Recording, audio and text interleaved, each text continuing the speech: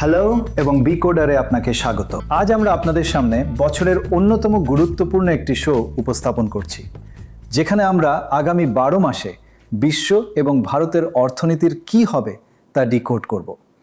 যারা আগে থেকে পরিকল্পনা করতে চান এবং বিনিয়োগ করবেন কিনা তা বুঝতে চান, তারা চমৎকার বিনিয়োগকারী ও লেখক মেধাবী রুচির শর্মা এবং 2026 সালের তার সেরা 10টি ট্রেন্ডের কথা মন দিয়ে শুনুন। রুচি শর্মা ফিনান্সিয়াল টাইমসের একজন কন্ট্রিবিউটিং এডিটর এবং বেশ কয়েকটি বইয়ের লেখক, যার মধ্যে তার সর্বশেষ বই what went wrong with capitalism রয়েছে। তিনি ব্রেকআউট ক্যাপিটালের প্রতিষ্ঠাতা এবং রকফেলার ইন্টারন্যাশনালের চেয়ারপারসন। আচ্ছা, আজকের অনুষ্ঠানটি দুটি ভাগে বিভক্ত। দ্বিতীয় ভাগে 2026 সালের দিকে নজর রাখা হয়েছে। তবে প্রথমে আমরা দেখব গত বছর রুচিরের পূর্বাভাসগুলো কতটা সঠিক ছিল। আমি শুরুতেই আরও একবার স্পষ্ট করে বলতে চাই যে এই গবেষণা এবং অন্তর্দৃষ্টিগুলো সবই রুচির এবং তার মেধাবী দলের করা। আর হ্যাঁ, এই বছর বিশ্ব এবং ভারতের বিভিন্ন ঘটনা সম্পর্কে নিয়মিত এবং ভিন্ন ধরনের অন্তর্দৃষ্টি পেতে ডিকোডারকে সাবস্ক্রাইব এবং ফলো করতে ক্লিক করুন। তবে প্রথমে রুচির আমাদের সাথে আবার যোগ দেওয়ার জন্য আপনাকে অনেক ধন্যবাদ। আপনার এই ব্যস্ত জীবনের মধ্যেও আপনাকে পেয়ে সত্যি খুব ভালো লাগছে। ঠিক। এটা খুব ভালো যে আপনি একবারের জন্য সময় বের করতে পেরেছেন। আচ্ছা, এটা বছরের আমার সবচেয়ে প্রিয় শো এবং আমি এখানে আসতে পেরে খুশি। প্রণয়, ধন্যবাদ। এবং গত বছরের জন্য আপনার পূর্বাভাসের উপর আমরা খুব কঠোর হব। এতে আমি অভ্যস্ত।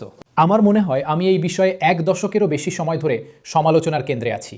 ঠিক আছে, চলুন গত বছর আপনার করা পূর্বাভাস আর যা আসলে ঘটেছিল তা দিয়ে শুরু করা যাক। প্রথমত আপনি বলেছিলেন যে আমেরিকান আধিপত্যের সাম্প্রতিক ধারায় একটি বিপরীত পরিবর্তন হবে।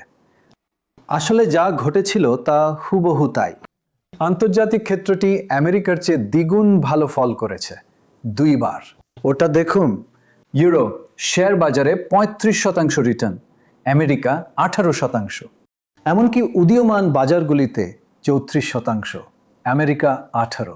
এই সবগুলো চীন, জাপান, গোটা বিশ্ব ভারতকে বাদ দিয়ে, ভারত সামান্য কম ছিল, মাত্র 3%। এবং এটা ডলারের হিসাবে আপনি উল্লেখ করেছেন। হ্যাঁ, তাই আমার মনে হয় যে গত বছর এই সময়ে প্রণয় সার্বজনীন ঐকমত্য ছিল যে বিশ্বে বিনিয়োগের জন্য একমাত্র উপযুক্ত জায়গা ছিল আমেরিকা।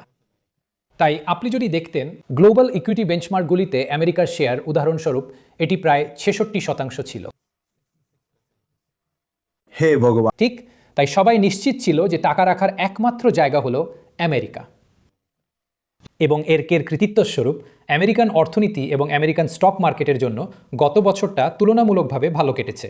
18% হলো 10%-এর দীর্ঘমেয়াদী গড় রিটার্নের চেয়ে অনেকটাই বেশি। এবং এমনকি মার্কিন অর্থনীতিও ভালো ফল করেছে, যেমনটা আমরা দেখতে পাবো। তবে তুলনামূলকভাবে বাকি বিশ্ব আমেরিকাকে অনেকটাই ছাড়িয়ে গেছে। আসলে সম্ভবত 15 বছরের মধ্যে সবচেয়ে বড় ব্যবধানে। বাহ! তাই আমার মনে হয় এটি একটি নতুন ধারার সূচনা। আমরা দেখব এটা শুধু একবারের ঘটনা কিনা, যেমনটা 2017 সালে ঘটেছিল, নাকি এটা দীর্ঘমেয়াদী ধারার একটি অংশ।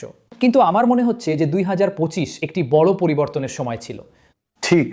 এবং বাকি বিশ্বের স্টক মার্কেটগুলি আগামী কয়েক বছর ধরে আরও ভালো ফল করতে থাকবে। না, মানে আপনি যখন ওই পূর্বাভাসটি দিয়েছিলেন তখন আমি বেশ অবাক হয়েছিলাম, কারণ আমেরিকা, যেমন আপনি বলেছিলেন, খুব ভালো করছিল, আর আপনি হঠাৎ বললেন আমি তুলনামূলকভাবে বিপরীত দিকে যাব। হ্যাঁ। কিসের সংকেত? মানে কি? আপনি এটা কিভাবে দেখলেন? আসলে এর কিছুটা হলো, জানেন, যখন এমন একটা সার্বজনীন ঐকমত্য থাকে যেখানে সবার একই মত, তখন আপনি নিজেকে যে প্রশ্নটা করেন তা হলো, আর কেনার জন্য কে বাকি আছে? যে যদি সবাই একরকমভাবে ইতিমধ্যেই বুলিশ থাকে ঠিক একটা দেশ সম্পর্কে, তাহলে নিশ্চয়ই তারা ইতিমধ্যেই তাদের সমস্ত পুঁজি সেখানে লাগিয়ে দিয়েছে। আর তাই আমার মনে হয় যে ব্যাপারটা এটাই, যে আমেরিকা সবসময় বিশ্বের প্রধান শেয়ার বাজার এবং এমনকি তার সবচেয়ে বড় অর্থনীতি হয়ে থাকবে আকারে। কিন্তু জানেন, সেই নিরিখে এই জিনিসগুলো উল্টে যায়। হ্যাঁ, গত 100 বছরে সবসময় এটাই হয়ে এসেছে। কিন্তু এমন যথেষ্ট সময়কাল, এমনকি দশকও গেছে, যখন বাকি বিশ্ব আরও ভালো ফল করেছে। বেশ, ওটা একটা অসাধারণ পূর্বাভাস ছিল।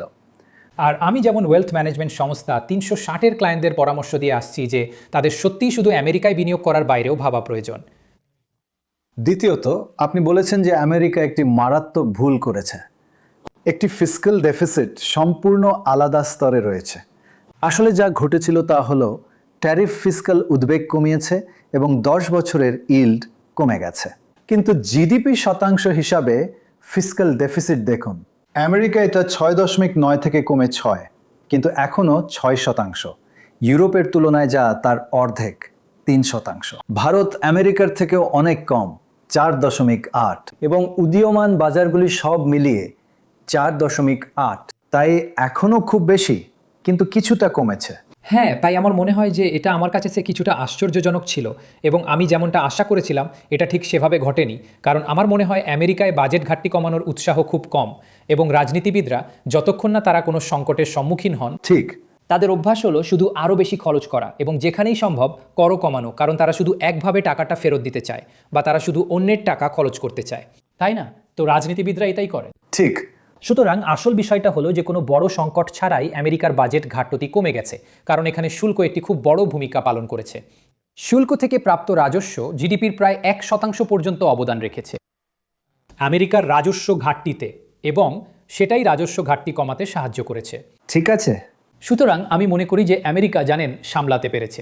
কিন্তু তারপরেও 6% বেশি। 6% এখনও খুব বেশি, এবং আমি এখনও বিশ্বাস করি যে এটি আমেরিকান অর্থনৈতিক মডেলের একটি মৌলিক ত্রুটি, যে তারা জিডিপির প্রায় 3% বাজেট ঘাটতি চালাত। বাহ, গত দশকের বেশিরভাগ সময় ধরে, যেমন 2010-এর দশকে, এখন গড় মনে হচ্ছে 6%, মনে হচ্ছে এটাই নতুন স্বাভাবিক। বাহ, এটা আসলে একটা বিশাল পরিবর্তন। হ্যাঁ, এবং আমি মনে করি যেমনটা আমরা পরের শোতে আলোচনা করব, আমার সন্দেহ যে এই 6% আরও বাড়তে পারে 2026-এ। বাহ, কিন্তু অন্তত 2025-এ বন্ড ইল্ড ততটা বাড়েনি, ঠিক, এবং তাই আপনি কিছুটা স্বস্তি পেতে সক্ষম হয়েছে, ঠিক, কারণ বাজেট ঘাটতি বাড়েনি। ঠিক। গত বছর আপনার তৃতীয় পূর্বাভাস ছিল যে আমেরিকাকে কম ব্যতিক্রমী দেখাবে। আসলে যা ঘটেছিল তা হলো আমেরিকা মার্কিন বৃদ্ধি একটি বিশাল এআই বুস্ট সত্ত্বেও ধীর হয়ে গিয়েছিল, এবং আমরা সবাই জানি যে এআই এর উপর কত টাকা খরচ করা হয়েছিল। আমেরিকায় কি ঘটেছে দেখুন, আসল জিডিপি বৃদ্ধি 2.8 থেকে 2.1% নেমে এসেছে, যেখানে বিশ্বব্যাপী এটি স্থির রয়েছে, এবং ভারতে এটি বেড়েছে, কিন্তু আমেরিকা নেমে গেছে। না, কিন্তু আমার এখনও মনে হয় এটা তুলনামূলকভাবে চিত্তাকর্ষক যে আমেরিকা 2.1% হারেও বৃদ্ধি করতে সক্ষম হয়েছে। কারণ এটি একটি বিশাল ভিত্তি। এটা একটা বিশাল ভিত্তি, কিন্তু আসল ব্যাপার হলো যে এর আগের বছরগুলিতে আমেরিকান অর্থনীতি কিছু বছরে আরও দ্রুত গতিতে বাড়ছিল, বিশেষ করে বাকি বিশ্বের তুলনায় নামমাত্র পরিপ্রেক্ষিতে। গত বছর সেই প্রবণতা আপনি জানেন কিছুটা কমে গিয়েছিল, কারণ বাকিরা। তাই আমি মনে করি যে প্রথম এবং এমনকি তৃতীয় প্রবণতায় যে বড় ঘটনাটি ছিল তা হলো স্বাভাবিকতা। এমনটা নয় যে আমেরিকার একটি খারাপ বছর গেছে, আমেরিকান অর্থনীতি টিকে ছিল, যদিও এটি মূলত টিকে ছিল কারণ এটি এআই এর উপর একটি বড় বাজি হয়ে উঠেছে। কিন্তু 2025-এর বড় ঘটা ছিল বাকি বিশ্ব, উভয় ক্ষেত্রে। হ্যাঁ, শেয়ার বাজার এবং অর্থনৈতিক প্রবৃদ্ধির ক্ষেত্রে মানুষ যা প্রত্যাশা করেছিল তার চেয়ে অনেক ভালো করেছে। সুতরাং ওটাই ছিল 2025-এর আসল বড় খবর, বাকি বিশ্ব, যে আমেরিকান ব্যতিক্রমবাদ শেষ হয়ে গিয়েছিল। বাকি বিশ্ব এবং ভারত 7.2। হ্যাঁ, কিন্তু এখন ভারতের জিডিপি ডেটা নিয়ে আমরা আলোচনা করতে পারি যে এর কিছু অংশ টেকনিক্যাল কারণ, জিডিপি ডিফ্লেটারের, মুদ্রাস্ফীতির ডেটা সম্ভবত প্রকৃত জিডিপি বৃদ্ধিকে বাড়িয়ে দেখাচ্ছে। ঠিক, ঠিক। কিন্তু সাধারণভাবে জানেন, ভারত এবং বাকি উদীয়মান বাজারগুলিতেও অর্থনৈতিক বৃদ্ধি ভালো হয়েছে, বিশেষ করে আমেরিকার তুলনায় প্রত্যাশার চেয়ে। আচ্ছা, আমি বলতেই পারি আমার প্রিয় একটি বিষয় যা নিয়ে আমরা আগে আলোচনা করেছি, 7.2 দুর্দান্ত। হ্যাঁ, কিন্তু আমি 25 বছর ধরে প্রতি বছর চীনে যেতাম, এবং আমি ডেং জিয়াওপিংকে দেখেছি, এবং তারা 12%, 14% হারে বৃদ্ধি পাচ্ছিল। ঠিক। সুতরাং 7.2 আগের থেকে অনেক ভালো, এবং হওয়া উচিত। আচ্ছা, অনেক ভালো নয়, কিন্তু একটা বেশ ভালো হার।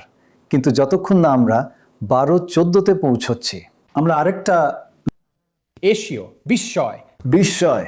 হ্যাঁ, আপনি যেমনটা বলছেন, মানে যাকে বলে আর কি। সুতরাং আমরা তখনই খুশি হব যখন আমরা 12 বা 14% পৌঁছব। আমি এটা সত্যিই বিশ্বাস করি। হ্যাঁ, কিন্তু তার জন্য আমাদের আরও অনেক কিছু করতে হবে। আর জানেন তো আমরা অনুষ্ঠানটা এগোলে আমরা এটা নিয়ে আলোচনা করব যে ভারত যদি আরও দ্রুত গতিতে বৃদ্ধি পেতে চায়, এমনকি এই বৃদ্ধির হারগুলো বজায় রাখতে চায়, কারণ এর বেসটাও কম।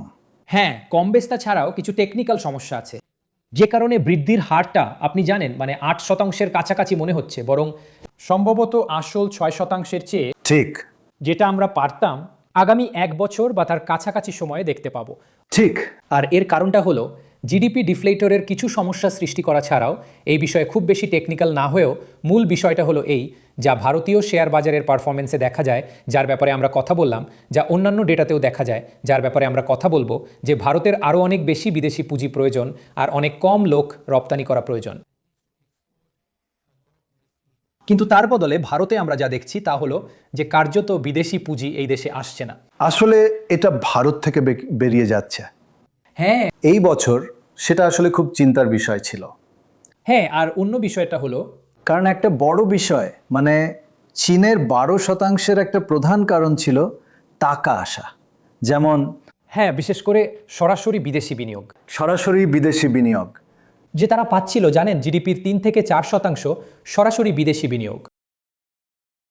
সেই রমরমা বছরগুলোতে যেখানে ভারতের নেট এফডিআই প্রায় শূন্যের কাছাকাছি, বাহ, এটা খুব গুরুত্বপূর্ণ। এবং এমনকি গ্রোস এফডিআইও জিডিপির 1%-এর কাছাকাছি।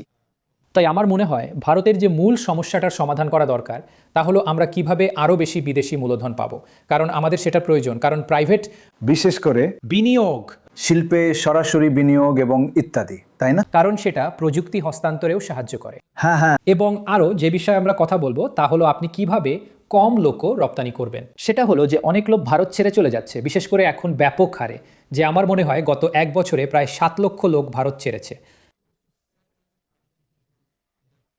সেই সংখ্যাটা গত দশকে প্রায় 3 লাখের কাছাকাছি ছিল, ওয়াও। এবং 2 দশক আগে প্রায় ভারসাম্যের কাছাকাছি ছিল। তাহলে আমরা এখানে এমন একটা ত্বরান্বিত প্রবণতা কেন দেখছি যেখানে মানুষ দেশ ছেড়ে চলে যাচ্ছে? ঠিক। আমার মনে হয় ওগুলো এমন দুটো জিনিস যা আমার মনে হয় আমাদের সমাধান করা দরকার। এটা খুব আকর্ষণীয় এই বৃদ্ধি। আমার মনে হয় আপনি এটা নিয়ে পড়েও কথা বলবেন। হ্যাঁ এত সব ভিসার বিধিনিষেধ এবং সব ধরনের হ্যাঁ অভিবাসন বিরোধী। যাই হোক, আমরা পরে সেই বিষয়ে কথা বলবো। হ্যাঁ, ঠিক তাই। আপনি যে চতুর্থ ভবিষ্যৎবাণীটি করেছিলেন তা হলো যে নতুন তারকাদের আবির্ভাব ঘটবে, এবং আসলে 2025 সালে যা ঘটেছে, মার্কিন যুক্তরাষ্ট্রের চেয়ে দ্রুত গতিতে বৃদ্ধি পাওয়া উদীয়মান বাজারের সংখ্যা হঠাৎ করে বেড়ে গেছে। 2024 সালে 52% উদীয়মান বাজারের মাথাপিছু জিডিপি বৃদ্ধির হার মার্কিন যুক্তরাষ্ট্রের চেয়ে বেশি ছিল, 52। গত বছর এটি বেড়ে 76 হয়েছে। তো আপনি এটা যে ঘটবে তা কিভাবে বুঝতে পেরেছিলেন? আচ্ছা, কারণ আমি মনে করি যে প্রথমত একটি নিম্ন ভিত্তি থেকে শুরু করার কারণে অনেক উদীয়মান বাজারেরই মার্কিন যুক্তরাষ্ট্রের চেয়ে দ্রুত বৃদ্ধি পাওয়া উচিত। ঠিক, কিন্তু 52 থেকে 76। হ্যাঁ, এবং এটাই ঘটতো যেমনটা 2000-এর দশকে হতো, যখন সব উদীয়মান বাজারের রমরমা ছিল, কিন্তু উদীয়মান বাজারগুলোর অবস্থা গত 10 বছর বা তার বেশি সময় ধরে খুব খুব খুব কঠিন। তাই আমার বক্তব্য ছিল যে তারা যথেষ্ট অর্থনৈতিক সংস্কার করেছে, তারা তাদের ঘর গুছিয়ে নিয়েছে এবং এখন তারা বৃদ্ধি পাওয়ার মতো অবস্থায় আছে আরও ভালোভাবে। এটাই ছিল আমার প্রাথমিক ধারণা। ঠিক ঠিক। যখন আমি উদীয়মান বাজারগুলো সমীক্ষা করছিলাম, হ্যাঁ হ্যাঁ এবং এটা একরকম নিজেই প্রকাশ পাচ্ছে, হ্যাঁ। আর আমার মনে হয় যে এটার গতি আরও বাড়বে। তো কিছু দেশ আছে, সেটা এআই এর উন্নতির জন্যই হোক, যেমন তাইওয়ান এবং এই ধরনের দেশগুলি, বুঝলেন, খুব দ্রুত গতিতে এগোচ্ছে। তাইওয়ান অসাধারণ কাজ করেছে। হ্যাঁ, যেন একটা বিশাল সাফল্যের গল্প। এবং তারপর এমনকি পূর্ব ইউরোপের অন্যান্য দেশ এবং অন্য জায়গাগুলিতেও যেখানে বৃদ্ধি ত্বরান্বিত হয়েছে। তাই আমার মনে হয় যে এটা উদীয়মান বাজারগুলির জন্য একটা ভালো খবর। ঠিক। যে একটা সময় পরে যখন অনেক দেশে মার্কিন যুক্তরাষ্ট্রের তুলনায় বৃদ্ধি কম ছিল, এখন মার্কিন যুক্তরাষ্ট্রের তুলনায় বৃদ্ধি ত্বরান্বিত হচ্ছে। সুতরাং এর মানে হওয়া উচিত স্টক মার্কেটে অনেক বেশি আউট পারফরমেন্স, উদীয়মান বাজারগুলিতে অনেক বেশি পুঁজির প্রবাহ এবং নতুন তারকাদের উত্থান হচ্ছে। বেশ বড় একটা পরিবর্তন যা আপনি দেখেছেন। হ্যাঁ, এই একবার তুমি ঠিক বলেছো। ঠিক আছে, আপনার করা পঞ্চম ভবিষ্যৎবাণীটি ছিল যে চীন আবার বিনিয়োগযোগ্য হবে। এখন আপনি বহু বছর ধরে চীন সম্পর্কে কিছুটা নেতিবাচক ছিলেন, আর তারপর আমি এই ভবিষ্যৎবাণীটি দেখে বললাম এটা একটা বড় পরিবর্তন, যে আপনি হঠাৎ একটা মোড় দেখেছেন। আসলে যা ঘটেছে, চীনের স্টক মার্কিন যুক্তরাষ্ট্রের চেয়ে 2 গুণেরও বেশি রিটার্ন দিয়েছে। চীনের স্টক মার্কেটের রিটার্ন ছিল 31%, এবং আমেরিকার ছিল 18%। কি একটা পরিবর্তন! হ্যাঁ, তো আমার মনে হয় যে আমি যা বুঝতে পারছিলাম তা হলো অনেক বেশি লোক চীনের ব্যাপারে হতাশাবাদী হয়ে পড়েছে। সেটা হলো হ্যাঁ, চীনের ঋণ থেকে শুরু করে জনসংখ্যা তত্ত্ব পর্যন্ত অনেক সমস্যা আছে, জনসংখ্যা সংকুচিত হচ্ছে। কিন্তু আমার মনে হয় যা ঘটেছিল তা হলো চীন মানে বিদেশি বিনিয়োগকারী গোষ্ঠী এবং সবাই চীনকে বিনিয়োগের অযোগ্য বলছিল, আমরা চীনে বিনিয়োগ করতে পারি না।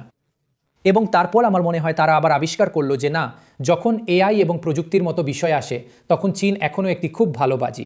এবং তাই আমার মনে হয় যে বিশ্বব্যাপী ঘটে চলা এআই বুম দ্বারা চালিত হয়ে এবং এআইতে চীনের এই ধরনের সক্ষমতা থাকার কারণে চীনের স্টক মার্কেট আলিবাবা, টেনসেন্টের মতো কোম্পানিগুলির নেতৃত্বে একটি বড় প্রত্যাবর্তন করতে সক্ষম হয়েছিল।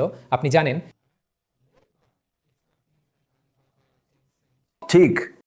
আপনি জানেন এবং অন্য কিছু কোম্পানি যাদের আছে খুব প্রতিযোগিতামূলক এলএলএম মডেল তৈরি করেছে। ঠিক। তাই চীনের স্টক মার্কেট তুলনামূলকভাবে ভালো পারফর্ম করেছে এবং আবার বিনিয়োগযোগ্য হয়ে উঠেছে, যা কিনা এরপর হ্যাঁ হ্যাঁ, বহু বছর ধরে উপেক্ষিত থাকার। আপনার দ্বারাও বহু বহু বছর ধরে। এবং তারপর এই পরিবর্তন এবং এটি সঠিক বলে প্রমাণিত হলো। হ্যাঁ, আমার তাই মনে হয়। অন্যটা আসলে আপনার করা ষষ্ঠ পূর্বাভাসটা সত্যি অসাধারণ ছিল। আপনি বলেছিলেন ভারতের স্মল ক্যাপগুলো আর আকর্ষণীয় থাকবে না, এবং সেটা ছিল বহু বছর ধরে মিড ক্যাপ এবং লার্জ ক্যাপের থেকে স্মল ক্যাপগুলোর অনেক ভালো করার পর। আসলে কি হয়েছিল? স্মল ক্যাপগুলো সবচেয়ে খারাপ পারফর্ম করেছে। লার্জ ক্যাপ 10.5 বেড়েছে, মিড ক্যাপ 6.2 এবং স্মল ক্যাপ -5.3 কমেছে। এখন এটা অনেক বছরের থেকে একটা সম্পূর্ণ পরিবর্তন, যেখানে স্মল ক্যাপগুলিতে বিনিয়োগ করা হতো এবং গত বছর ঠিক তার উল্টোটা হয়েছে। হ্যাঁ, আর এই সব সংখ্যাগুলো রুপির হিসাবে, সুতরাং অবশ্যই ডলারের হিসাবে এটা আরও একটু বেশি। হ্যাঁ, কিন্তু তুলনামূলকভাবে এটা যেমনটা বলা হয় সেরকমই হবে। সেটা ঠিক। কিন্তু এখানে বিষয়টা হলো এই যে ভ্যালুয়েশন, জানেন, এটা হলো যেমন আমরা ভুলে যাই, আমরা এইসব উন্মাদনার মধ্যে জড়িয়ে পড়ি এবং আমরা ভুলে যাই যে ভ্যালুয়েশন বলে কিছু একটা আছে। ঠিক ঠিক। যে স্মল ক্যাপ স্টকের ভ্যালুয়েশনগুলো খুব ব্যয়বহুল হয়ে গেছে এবং এটাও যে তাদের উপার্জন এবং সব কিছুর দিক থেকে স্মল ক্যাপ স্টকগুলির প্রত্যাশা খুব বেশি ছিল। কিন্তু এখন আসলে আমরা যা দেখছি এবং এটা সাধারণভাবে কিছুটা উদ্বেগজনক, তা হলো সামগ্রিক বাজার গত এক বছরে সামগ্রিক বাজারের রাজস্ব বৃদ্ধি মাত্র 4% হয়েছে। ঠিক। জিডিপি বৃদ্ধির সাথে যা ঘটেছে তার সাথে একটি বড় অসামঞ্জস্য, তাই না? কারণ আমরা কথা বলছি হ্যাঁ, 8% ধরনের জিডিপি বৃদ্ধি এবং তবুও সামগ্রিক স্টক মার্কেটের রাজস্ব বৃদ্ধি 4% এবং স্মল ক্যাপগুলির ক্ষেত্রে রাজস্ব এবং লাভের বৃদ্ধি আসলে নেতিবাচক হয়েছে। সেটা এমনকি সামগ্রিকভাবেও। সামগ্রিকভাবে হ্যাঁ, ঠিক। তাই আমার মনে হয় যে এটাই আসলে এটিকে নিচে টেনে নামাচ্ছে, বড় পরিবর্তন। যে এই ছোট ক্যাপ স্টকগুলির কয়েকটিতে একটি বড় মূল্যায়ন বৃদ্ধি হয়েছে, কারণ আপনি যেমন বলেছেন বছরের পর বছর ধরে ভালো পারফরমেন্সের পরে। ঠিক। এবং তারপর গত এক বছর বা তার বেশি সময় আমরা দেখেছি যে বিশেষ করে স্মল ক্যাপগুলির রাজস্ব বৃদ্ধি, লাভের বৃদ্ধি নেতিবাচক হয়ে গেছে। সামগ্রিক বাজারের ক্ষেত্রে এটি ধীর হয়ে গেছে, কি পরিবর্তন! কিন্তু তাদের জন্য এটা কম নেতিবাচক হয়ে গেছে। তাই আমার মনে হয় এটা একটা আসল বাধা। আর আবার এটা আপনাকে বলে যে জিডিপি বৃদ্ধি এবং এই জাতীয় জিনিস নিয়ে আমাদের এখানে শিরোনামে যে সমস্ত আশাবাদ রয়েছে তার সত্ত্বেও স্টক মার্কেট কিছুটা ভিন্ন গল্প বলছে, কারণ স্মল ক্যাপ স্টকগুলো বেশ, স্টক মার্কেট হলো সেই জায়গা যেখানে আতঙ্কিত লোকেরা তাদের টাকা রাখে, অর্থাৎ তারা যা বলে তা করে দেখায়। আর এটা আসলে বাস্তবসম্মত। হ্যাঁ, কারণ আমার মনে হয় এটা এই কারণেও যে এই স্মল ক্যাপ স্টকগুলো অর্থনৈতিকভাবে অনেক বেশি সংবেদনশীল হতে থাকে। ঠিক আছে। তাই তারা অনেক বেশি কষ্ট অনুভব করছে, যেখানে স্পষ্টতই নেতিবাচক রাজস্ব এবং মুনাফা বৃদ্ধির ক্ষেত্রে কোথাও এক ধরনের মন্দা ঘটছে। ঠিক। গত বছর আপনি যে 10টা পূর্বাভাস দিয়েছিলেন তার মধ্যে সপ্তমটা ছিল এআই এর উপর অতিরিক্ত খরচ হবে, যা বিগ টেকের ক্ষতি করবে। আর আপনার কাছে এই ম্যাগনিফিসেন্ট 7 বা যা ম্যাগ 7 নামে পরিচিত, তারা মার্কিন বাজারকে নেতৃত্ব দিয়ে চলেছে। হ্যাঁ, ম্যাগ 7 মার্কিন রিটার্নের নিরিখে 23% ওপরে এবং স্ট্যান্ডার্ড অ্যান্ড পুয়ার সূচক মাত্র 18 ওপরে। তাই ম্যাগ 7 অন্যান্য স্টকের তুলনায় অনেক ভালো ফল করেছে। হ্যাঁ, তাই আমি মনে করি যে এটা আমি যেমনটা আশা করেছিলাম ঠিক তেমনটা ঘটেনি। কারণ জানেন, আমি এআই এর শক্তিতে একজন বড় বিশ্বাসী এবং এই ঘটনাটা যে ঠিক। এআই এর একটা বিশাল উৎপাদনশীলতার প্রভাব থাকবে। কিন্তু আমি সত্যি এই কোম্পানিগুলো যে পরিমাণ টাকা খরচ করছে এবং তারা কিভাবে এই মূলধনের উপর রিটার্ন পাবে তা নিয়ে চিন্তিত।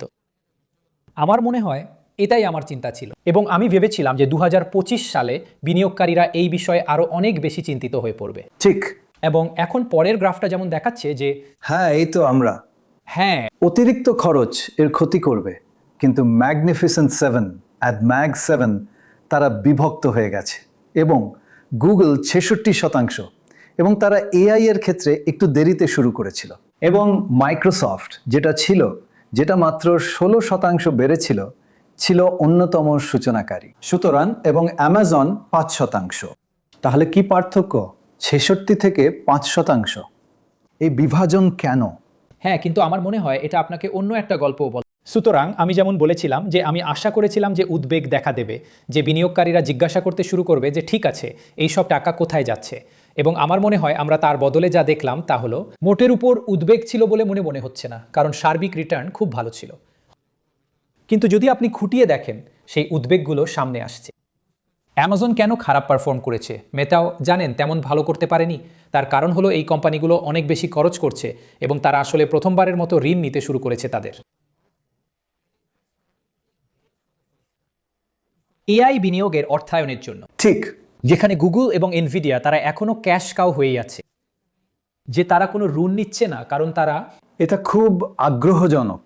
তারা প্রচুর ক্যাশ জেনারেট করছে। এবং গুগল আর বিশেষ করে তাদের পারফরমেন্স খুব ভালো হয়েছে অ্যালফাবেট, যা বাজারে এই নামেই পরিচিত। তার কারণ হলো তারা সব দিক থেকেই সফল হচ্ছে। তাই তারা চিপসের ক্ষেত্রে উল্লেখযোগ্য অগ্রগতি করতে পেরেছে তাদের কাছে যে এআই মডেলগুলো আছে সেগুলোর ক্ষেত্রে। এবং এখন যেহেতু তাদের কাছে গুগল এবং ইউটিউবের মতো সার্চ ইঞ্জিন আছে, ইউটিউব তো শুধু অসাধারণ, একদম আকাশ ছোঁয়া। হ্যাঁ হ্যাঁ হ্যাঁ। আর আপনি জানেন মানে এমনকি ভারতেও সেই সংখ্যাগুলো মানে অকল্পনীয়। এই দিক থেকে যে এটা সবার প্রথম পছন্দ হয়ে উঠেছে হ্যাঁ, টিভি স্টেশন বলতে গেলে ঠিক।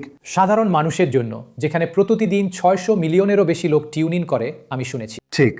তাই আমার মনে হয় যে এটাই আসলে ঘটেছে, যে তারা পুরো দমে কাজ করছে, আর তাই গুগল ভালো কাজ করছে।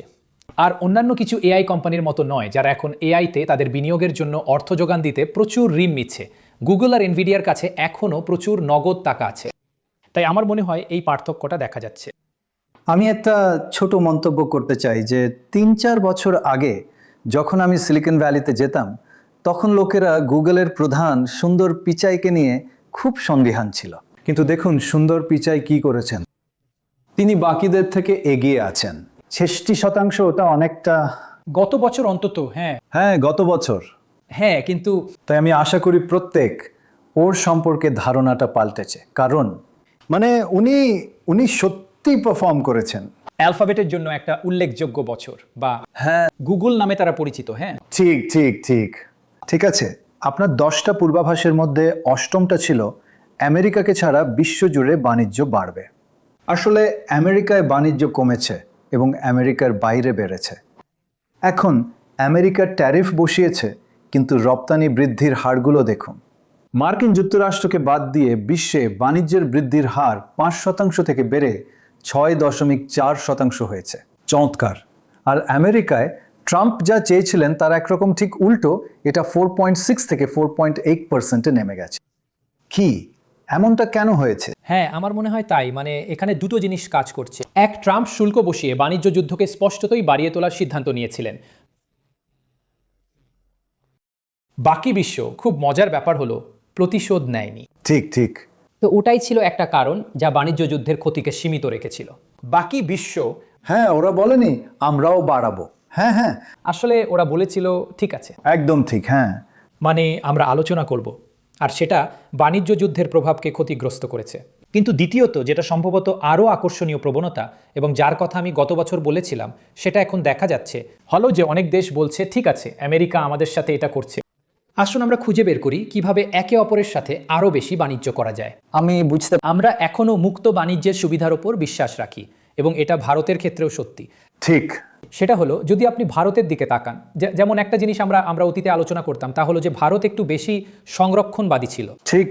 কিন্তু ইদানিং আমরা দেখতে পাচ্ছি যে ভারত অন্যান্য দেশের সাথে আরও বেশি বাণিজ্য চুক্তি করতে শুরু করেছে, এবং খুব অল্প সময়ের মধ্যে। আমার মনে হয় ওরা করেছিল নিউজিল্যান্ডের সাথে একটা করেছিল খুব কম সময়। হ্যাঁ হ্যাঁ হ্যাঁ আর আর এখন মধ্যপ্রাচ্যে জানেন, যেমন ওরা ওমানের সাথে করেছে খুব মানে কম সময়ে একটা বৃহত্তর ব্যাপক অর্থনৈতিক অংশীদারিত্ব। তাই আমার মনে হয় যে জানেন, এটাই হলো ব্যাপার, যেটা হলো যে এবং ইউরোপের ভারত সবচেয়ে ভালো প্রতিক্রিয়া দেয় যখন কোনো সংকট দেখা দেয়। হ্যাঁ। এবং এটাই এখন করছে, যেমন আপনি বললেন, আরো দ্রুত। একদম, সেটা বাণিজ্যই হোক বা নিয়ন্ত্রণ মুক্ত করা, জানি আমরা কথা বলবো, জানেন, যেমন আইনের কিছু পরিবর্তন। তাই আমার মনে হয় যে ওরা বুঝতে পারছে যে ওরা কিছুটা যেন অবরুদ্ধ, এবং প্রতিক্রিয়া দেখাচ্ছে। তাই ওরা প্রতিক্রিয়া দেখাচ্ছে। বিশেষ করে বাণিজ্যের ক্ষেত্রে আমার মনে হয় আমরা ভারতের মনোভাবে একটা বড় পরিবর্তন দেখেছি অন্যান্য দেশের সাথে বাণিজ্য চুক্তি করার ক্ষেত্রে, এবং এটা অন্যান্য অঞ্চলেও সত্যি। আপনি যদি ইউরোপ এবং ল্যাটিন আমেরিকা এই সমস্ত জায়গার দিকে তাকান, ওরা একে অপরের সাথে অনেক বেশি ব্যবসা করছে এবং ডেটা এটাই দেখাচ্ছে। এবং আপনার বলা একটা কথা আমার খুব ভালো লেগেছে, যে আপনি নিশ্চিত নন যে ট্রাম্প আমেরিকাকে আবার মহান করে তুলবেন কিনা, কিন্তু তিনি বিশ্বকে আরো আবার মহান করে তুলছেন। তা এটা বাজারের পারফরমেন্সে দেখা যাচ্ছে। হ্যাঁ, একদম। এটা এই বাস্তবতার প্রতিক্রিয়া যে বাজারের পারফরমেন্স, রপ্তানি পারফরমেন্স, উনি পৃথিবীকে আবার মহান করে তুলছেন। কারণ উনি একরকমভাবে বিশ্বকে উৎসাহিত করছেন নিজেদের গুছিয়ে নিতে। হ্যাঁ, যেমন ধরুন, এই প্রতিকূল পৃথিবীতে যদি আমাদের প্রতিযোগিতা করতে হয়, তাহলে আমাদের নিজেদের গুছিয়ে নিতে হবে, অথবা অন্যান্য দেশের সাথে আরও শক্তিশালী সম্পর্ক রাখতে হবে। সুতরাং এখানে সেটাই ঘটছে। সুতরাং পৃথিবীকে আবার মহান করে তোলা, মেগা। আচ্ছা, হ্যাঁ, ঠিক আছে, এটা একটা দারুণ ব্যাপার। আপনার 10টার মধ্যে 9মটা ছিল যে বিশ্বজুড়ে ব্যক্তিগত তহবিল কমে আসবে, এবং আসলে যা ঘটেছে তা হলো ব্যক্তিগত ঋণের যোগান কমে গেছে এবং সংস্থাগুলি চাপের মধ্যে রয়েছে। গত বছর S&P 18% বেড়েছিল, কিন্তু প্রধান প্রাইভেট ইকুইটি সংস্থাগুলি 12% কমে গেছে। এখন আপনাকে এটা আরেকটু পরিষ্কারভাবে ব্যাখ্যা করতে হবে। কি প্রধান প্রাইভেট ইকুইটি সংস্থা বলতে আপনি কি বোঝাতে চাইছেন? হ্যাঁ। এবং এটা কেন ঘটলো? হ্যাঁ, তো যেমন আপনি জানেন যে এগুলো এমন ফার্ম যা সাধারণত ঐতিহাসিকভাবে প্রাইভেট ইকুইটি ফার্ম ছিল, কিন্তু এখন তারা অনেক বড় হয়ে গেছে। তারা প্রাইভেট ক্রেডিটও করে, যা হলো জানেন ব্যাংক ঋণের পরিবর্তে, জানেন এগুলো প্রাইভেট ক্রেডিট ডিল যা করা হয়, যা এই লোকেরা অর্থায়ন করতে সক্ষম হয়। সুতরাং এরা হলো প্রাইভেট ক্রেডিটের বেহেমাত যা তারা হয়ে উঠেছে, এবং এখানেই ফিনান্স অনেক বেশি সরে আসছে, যা হলো এই যে প্রাইভেট মার্কেটগুলো গত 1 দশক বা তার বেশি সময় ধরে খুব দ্রুত গতিতে বাড়ছে। কিন্তু আমার মনে হয় যে গত বছরে যা ঘটেছে তা হলো যে লোকেরা প্রশ্ন করতে শুরু করেছে, যা হলো যদি পাবলিক মার্কেটগুলো এত ভালো করে, তাহলে কি আমার এত টাকা প্রাইভেট মার্কেটে আটকে রাখা দরকার? কারণ সেখানে এক্সিট অনেক বেশি কঠিন। তাই আমার মনে হয় যে এটাই ঘটছিল। এবং তাই প্রাইভেট ইকুইটির ক্ষেত্রে আমরা মার্কিন যুক্তরাষ্ট্র এবং এমনকি ইউরোপের মতো জায়গায় দেখেছি যে লোকেরা যে এক্সিটগুলো দেখেছে তা অনেক বেশি কঠিন, যে এই প্রাইভেট কো ইকুইটি কোম্পানিগুলো 3, 4, 5 বছর আগে বেশ উচ্চ মূল্যায়নে বিনিয়োগ করেছিল। কিন্তু আমরা কিভাবে এক্সিট করব? তাই এক্সিটগুলো হয়ে যায় খুব গুরুত্বপূর্ণ। আরও বেশি একটা সমস্যা। এবং এমনকি প্রাইভেট ক্রেডিটের ক্ষেত্রেও লোকেরা এই প্রশ্ন করতে শুরু করে যে, কারণ সেখানে কিছু 2-1টি হাই প্রোফাইল সমস্যা হয়েছিল যা প্রাইভেট ক্রেডিট মার্কেটে ঘটেছিল, যে আমরা একটু হয়ে গেল, এখানে এই সমস্ত লোন বাড়িয়ে দিচ্ছি, কিন্তু এই কোম্পানিগুলির ঋণ দেওয়া বা নেওয়ার তেমন কোনো ইতিহাস নেই। তাই আমরা কিভাবে জানবো যে আমরা সেই মূলধনটা ফেরত পাবো? পাবলিক মার্কেটের মতো নয়, যেগুলো অনেক বেশি পরীক্ষিত। তাই আমার মনে হয় যে ওই ধরনের, হ্যাঁ সত্যি কি একটা পরিবর্তন। হ্যাঁ, তাই আমার মনে হয় এটা এমন একটা জিনিস যা আমরা এই মুহূর্তে দেখতে পাচ্ছি। আর আপনার 10টির মধ্যে 10মটি ছিল যথারীতি একটু অপ্রাসঙ্গিক কিছু, স্থূলতা, এইসব ওষুধ আর ইনজেকশন ইত্যাদির কোনো জাদু সমাধান নেই। আসলে যা ঘটেছিল তা হলো স্থূলতারোধী ওষুধগুলি তখনও একটা আলোড়ন ছিল, কিন্তু বিক্রি অনেক বেশি ছিল, কিন্তু বিক্রি তীব্রভাবে কমে যায়। মানে 2024-এ সেগুলি 27%, 43%, 64% হারে বাড়ছিল, এবং তা কমে 26% এসে দাঁড়ায়। তাও খারাপ না, 26%। একেবারে, হ্যাঁ। কিন্তু কেন লোকেরা কি এটা নিয়ে চিন্তিত নাকি? আচ্ছা, একটা মানে এটা যেমন একটা উচ্চতর বেস, হ্যাঁ, কারণ গ্রোথটা ঠিক এর মধ্যেই বিস্ফোরিত হয়েছিল। ওরা খুব গুরুত্বপূর্ণ। তো আমার মনে হয় যে এটা এখনো একটা জনপ্রিয় জিনিস। গ্রোথ রেটগুলো কমে গেছে, তাই আমি ঠিক নিশ্চিত নই কিন্তু এই ব্যাপারে আমাকে সৎ হতে হবে যে এখানে আমার বায়াস কথা বলছে কারণ আমি একটু প্রকৃতিবাদী, আর তাই আর সবচেয়ে খারাপ ব্যাপার হলো আপনার এটার দরকার নেই, হ্যাঁ। তো আমার মনে হয় যে আমার মনে হয় যে আরও বেশি আমার মনে হয় আপনি ঠিক ধরেছেন। দৃশ্যমান সাইড এফেক্টস। আমার মনে হয় আপনি ঠিক ধরেছেন আসলে। তো আমার মনে হয় আরও বেশি দৃশ্যমান সাইড এফেক্টস আছে এবং সেই কারণে যেমন কিছু গ্রোথ রেট হয়তো কমে গেছে, কিন্তু এর মধ্যে কিছুর সঙ্গে হয়তো বেস এফেক্টের সম্পর্ক ছিল। কিন্তু সত্যি কথা বলতে গেলে এগুলো এখনও মোটের উপর বেশ জনপ্রিয়। হ্যাঁ, মানে বাইরে অবশ্যই স্টকের দামের পারফরমেন্স এখন অনেকটা আলাদা হয়ে যাচ্ছে, যে মানে কিছু যেগুলোর নতুন ব্রেক থ্রু হয়েছে, বা মানে যেমন আমেরিকায় এলি লিলি হ্যাঁ, খুব ভালো করেছে, যেখানে নোভো নর্ডিস্ক ইউরোপে অতটা ভালো করেনি। ঠিক তাই আরও ভিন্নমুখিতা দেখা যাচ্ছে, হয়তো বাজারটা আরও পরিণত হচ্ছে। ঠিক। তাই আমি মনে করি না এই হুজুগটা চলে গেছে। এটা এখনও বেশ সক্রিয় আছে, কিন্তু আসল ব্যাপার হলো যে বৃদ্ধির হার কমে গেছে।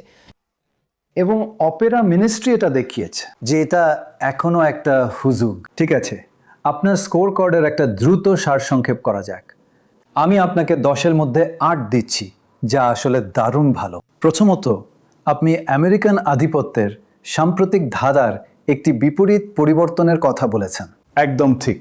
দ্বিতীয়ত, আপনি বলেছিলেন মার্কিন যুক্তরাষ্ট্রের মারাত্মক ত্রুটি, ফিসক্যাল ডেফিসিট, তার নিজের শ্রেণীতেই পড়ে। আপনি এই বিষয়ে ঠিক ছিলেন না। ঠিক আমেরিকাকে কম ব্যতিক্রমী দেখাবে। একদম ঠিক। ঠিক আপনি বলেছিলেন নতুন তারকারা উঠে আসবে। একদম ঠিক। চীন আবার বিনিয়োগযোগ্য, যা আপনার পক্ষে বলাটা অস্বাভাবিক, কিন্তু আপনি বদলেছেন এবং আপনি একদম ঠিক ধরেছেন। তাদের স্টক মার্কেটে বিশাল বৃদ্ধি। ভারতে এটা আশ্চর্যজনক ছিল যে এত বছর ধরে সবচেয়ে ভালো পারফর্ম করার পর স্মল ক্যাপগুলো আর আকর্ষণীয় থাকবে না। হ্যাঁ, অ্যাসেট ক্লাস। আপনি সেখানে ঠিক ছিলেন। তারপর আপনি বলেছিলেন এআই এর উপর অতিরিক্ত খরচ বিগ টেকের ক্ষতি করবে। সেখানে আপনি পুরোপুরি ঠিক ছিলেন না। ঠিক। তারা এখনো হ্যাঁ, এখনও খুব ভালো করছে। করছে, খুব ভালো করছে। বিশেষ করে স্টকগুলো, তাদের বেশিরভাগের দাম হ্যাঁ, এখনও মোটামুটি ভালো করছে। মোটামুটি ভালো করছে। হ্যাঁ, তারপর আপনি বলেছিলেন বাণিজ্য বাড়ে, আমেরিকা ছাড়াই বিশ্বব্যাপী বৃদ্ধি পাবে। একদম ঠিক। এবং এটা জানেন তৈরি করছে হ্যাঁ, ট্রাম্পের দ্বারা পৃথিবীকে আবার মহান করে তোলা। একদম ঠিক।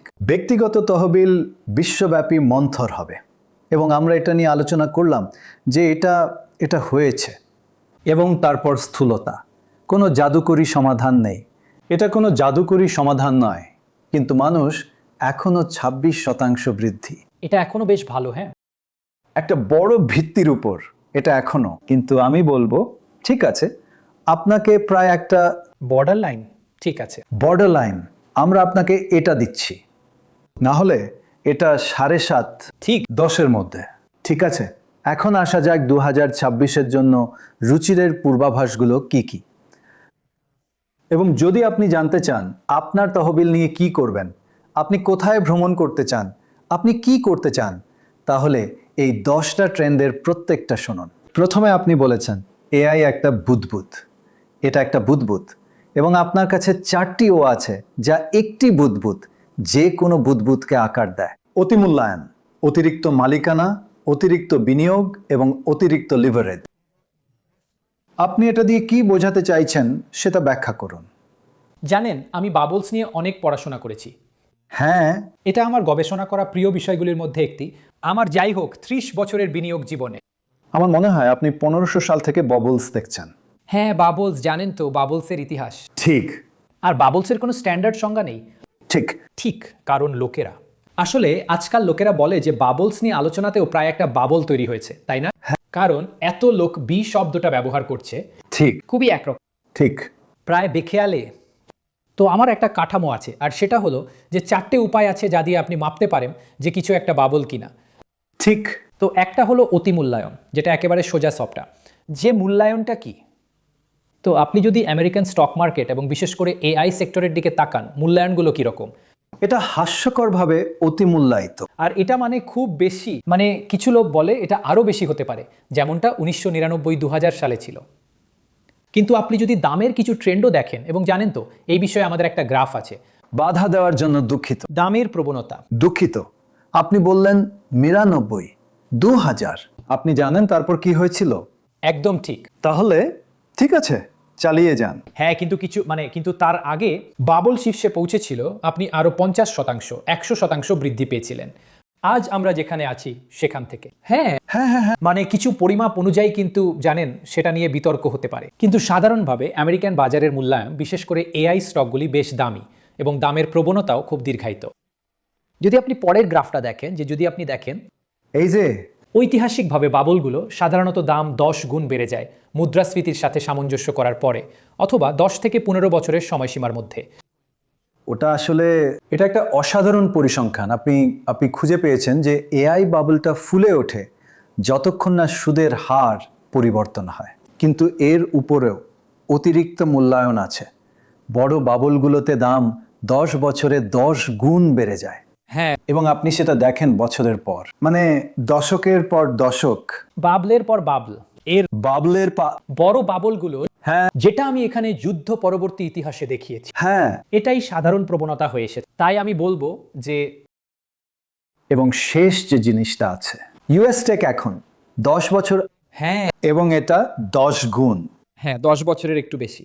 কিন্তু আমি মনে করি যে পুরো বিষয়টা হলো তাই আমার কাছে 4টি ও আছে যা আমি দেখি, যেমন আমি বলেছিলাম কোনো কিছু বাবল কিনা তা বিশ্লেষণ করার জন্য। সুতরাং এটা হলো অতি মূল্যায়নের অংশটা।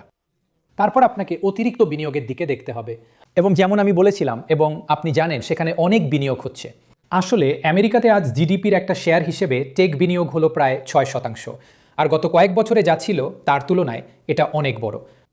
তারপর তৃতীয় ট্রেন্ড, জানেন তো আমার যা মনে হয়, মানে তৃতীয় ও বরং ট্রেন্ড নয়, সেটা হলো যে আজ। এবং এটা মানে আমার কাছে একটা অসাধারণ পরিসংখ্যান। আজ আরও বেশি আমেরিকানদের স্টক আছে হ্যাঁ, তাদের সম্পত্তির চেয়ে। এটা অসাধারণ। দেখুন তো, ওভার ওনারশিপ, শুধুমাত্র আমেরিকানদেরই সম্পত্তির চেয়ে বেশি সম্পদ এবং স্টক আছে, মানে এটা অসাধারণ। এই প্রথমবার এটা হয়েছে, ঠিক আছে, তাই না? এবং বিশ্বের বাকি অংশে এরকম কিছুই নেই। এরকম কিছুই নেই। আমেরিকায় 30% মানুষের সম্পত্তি আছে, 32% স্টক আছে। চায়না 55 আর 11। হ্যাঁ, আপনার স্টক মার্কেটে কত আছে এবং সম্পত্তিতে কত আছে এটা হলো তার পরিমাণ।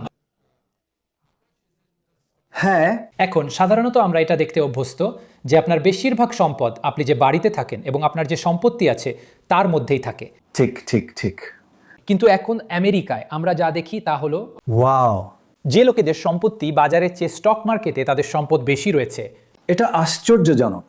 এবং ভারত, চায়না সব জায়গার মতো আপনি যেমন জানেন ডেটাটা খুব আলাদা, হ্যাঁ, যে বেশিরভাগ বিনিয়োগ এখনো সম্পত্তিতেই আছে, যা থাকা উচিত কারণ ওটাই আপনার প্রাথমিক ব্যবহার। তাহলে আমি বলতে চাইছি এটা একটু বিস্তারিতভাবে ব্যাখ্যা করুন যে চায়না, ইউরোপ আর ভারতে লোকেদের 50%-এর বেশি সম্পত্তিতে রয়েছে। হ্যাঁ এবং মাত্র 11, 16 এবং 7% স্টকে আছে। হ্যাঁ আমেরিকাতে 30% সম্পত্তিতে এবং 32% স্টকে। এটা একটু ব্যাখ্যা করুন কেন? হ্যাঁ, কারণ আমার মনে হয় যেমন আমেরিকাতে অনেক লোক ট্রেডিং করতে ভালোবাসে, আমেরিকাতে অনেক বেশি রিটেল ট্রেডিং হয়। আপনি যদি ট্রেডিং ভলিউমও দেখেন, এখন তার একটি খুব গুরুত্বপূর্ণ অংশ হলো রিটেল বিনিয়োগকারীরা। সুতরাং সেখানে এক বিশাল দল লোক আছে যারা তাদের পুরো দিন শুধু স্টক ট্রেড করে কাটায়। তাহলে এটা কি আবারও আদৌ এআই নিয়ে? এর অনেকটাই এআই, আচ্ছা, কারণ তারা যা কিনছে আদতে তা হলো এই ম্যাক্স 7 স্টকগুলোর মধ্যে কিছু, অথবা তারা অন্যান্য জানেন যেমন এআই থিম্যাটিক স্টক কিনছে, সেটা প্যালান্টিয়ার হোক বা অন্য কোনো স্টক যা তারা কিনছে। সুতরাং এবং এগুলো সব ধরনের অস্বাভাবিক মূল্যায়নের ট্রেড হচ্ছে যখন price to earnings, price to সেলসের কথা আসে, এমনকি আরও বেশি। তাই আমার মনে হয় যে এটাই ঘটছে। এটা আমেরিকা আর বাকি বিশ্বের মধ্যে একটা খুব খুব বড় পার্থক্য।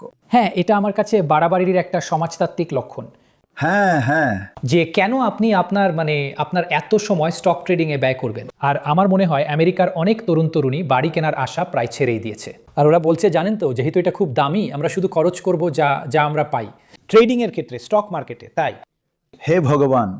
আর আপনি অন্য যে পয়েন্টটা বলেছিলেন, যেটা হলো আবার আগের কথায় ফিরে গেলে, আপনি ওটার উপর অনেক গবেষণা করেছেন।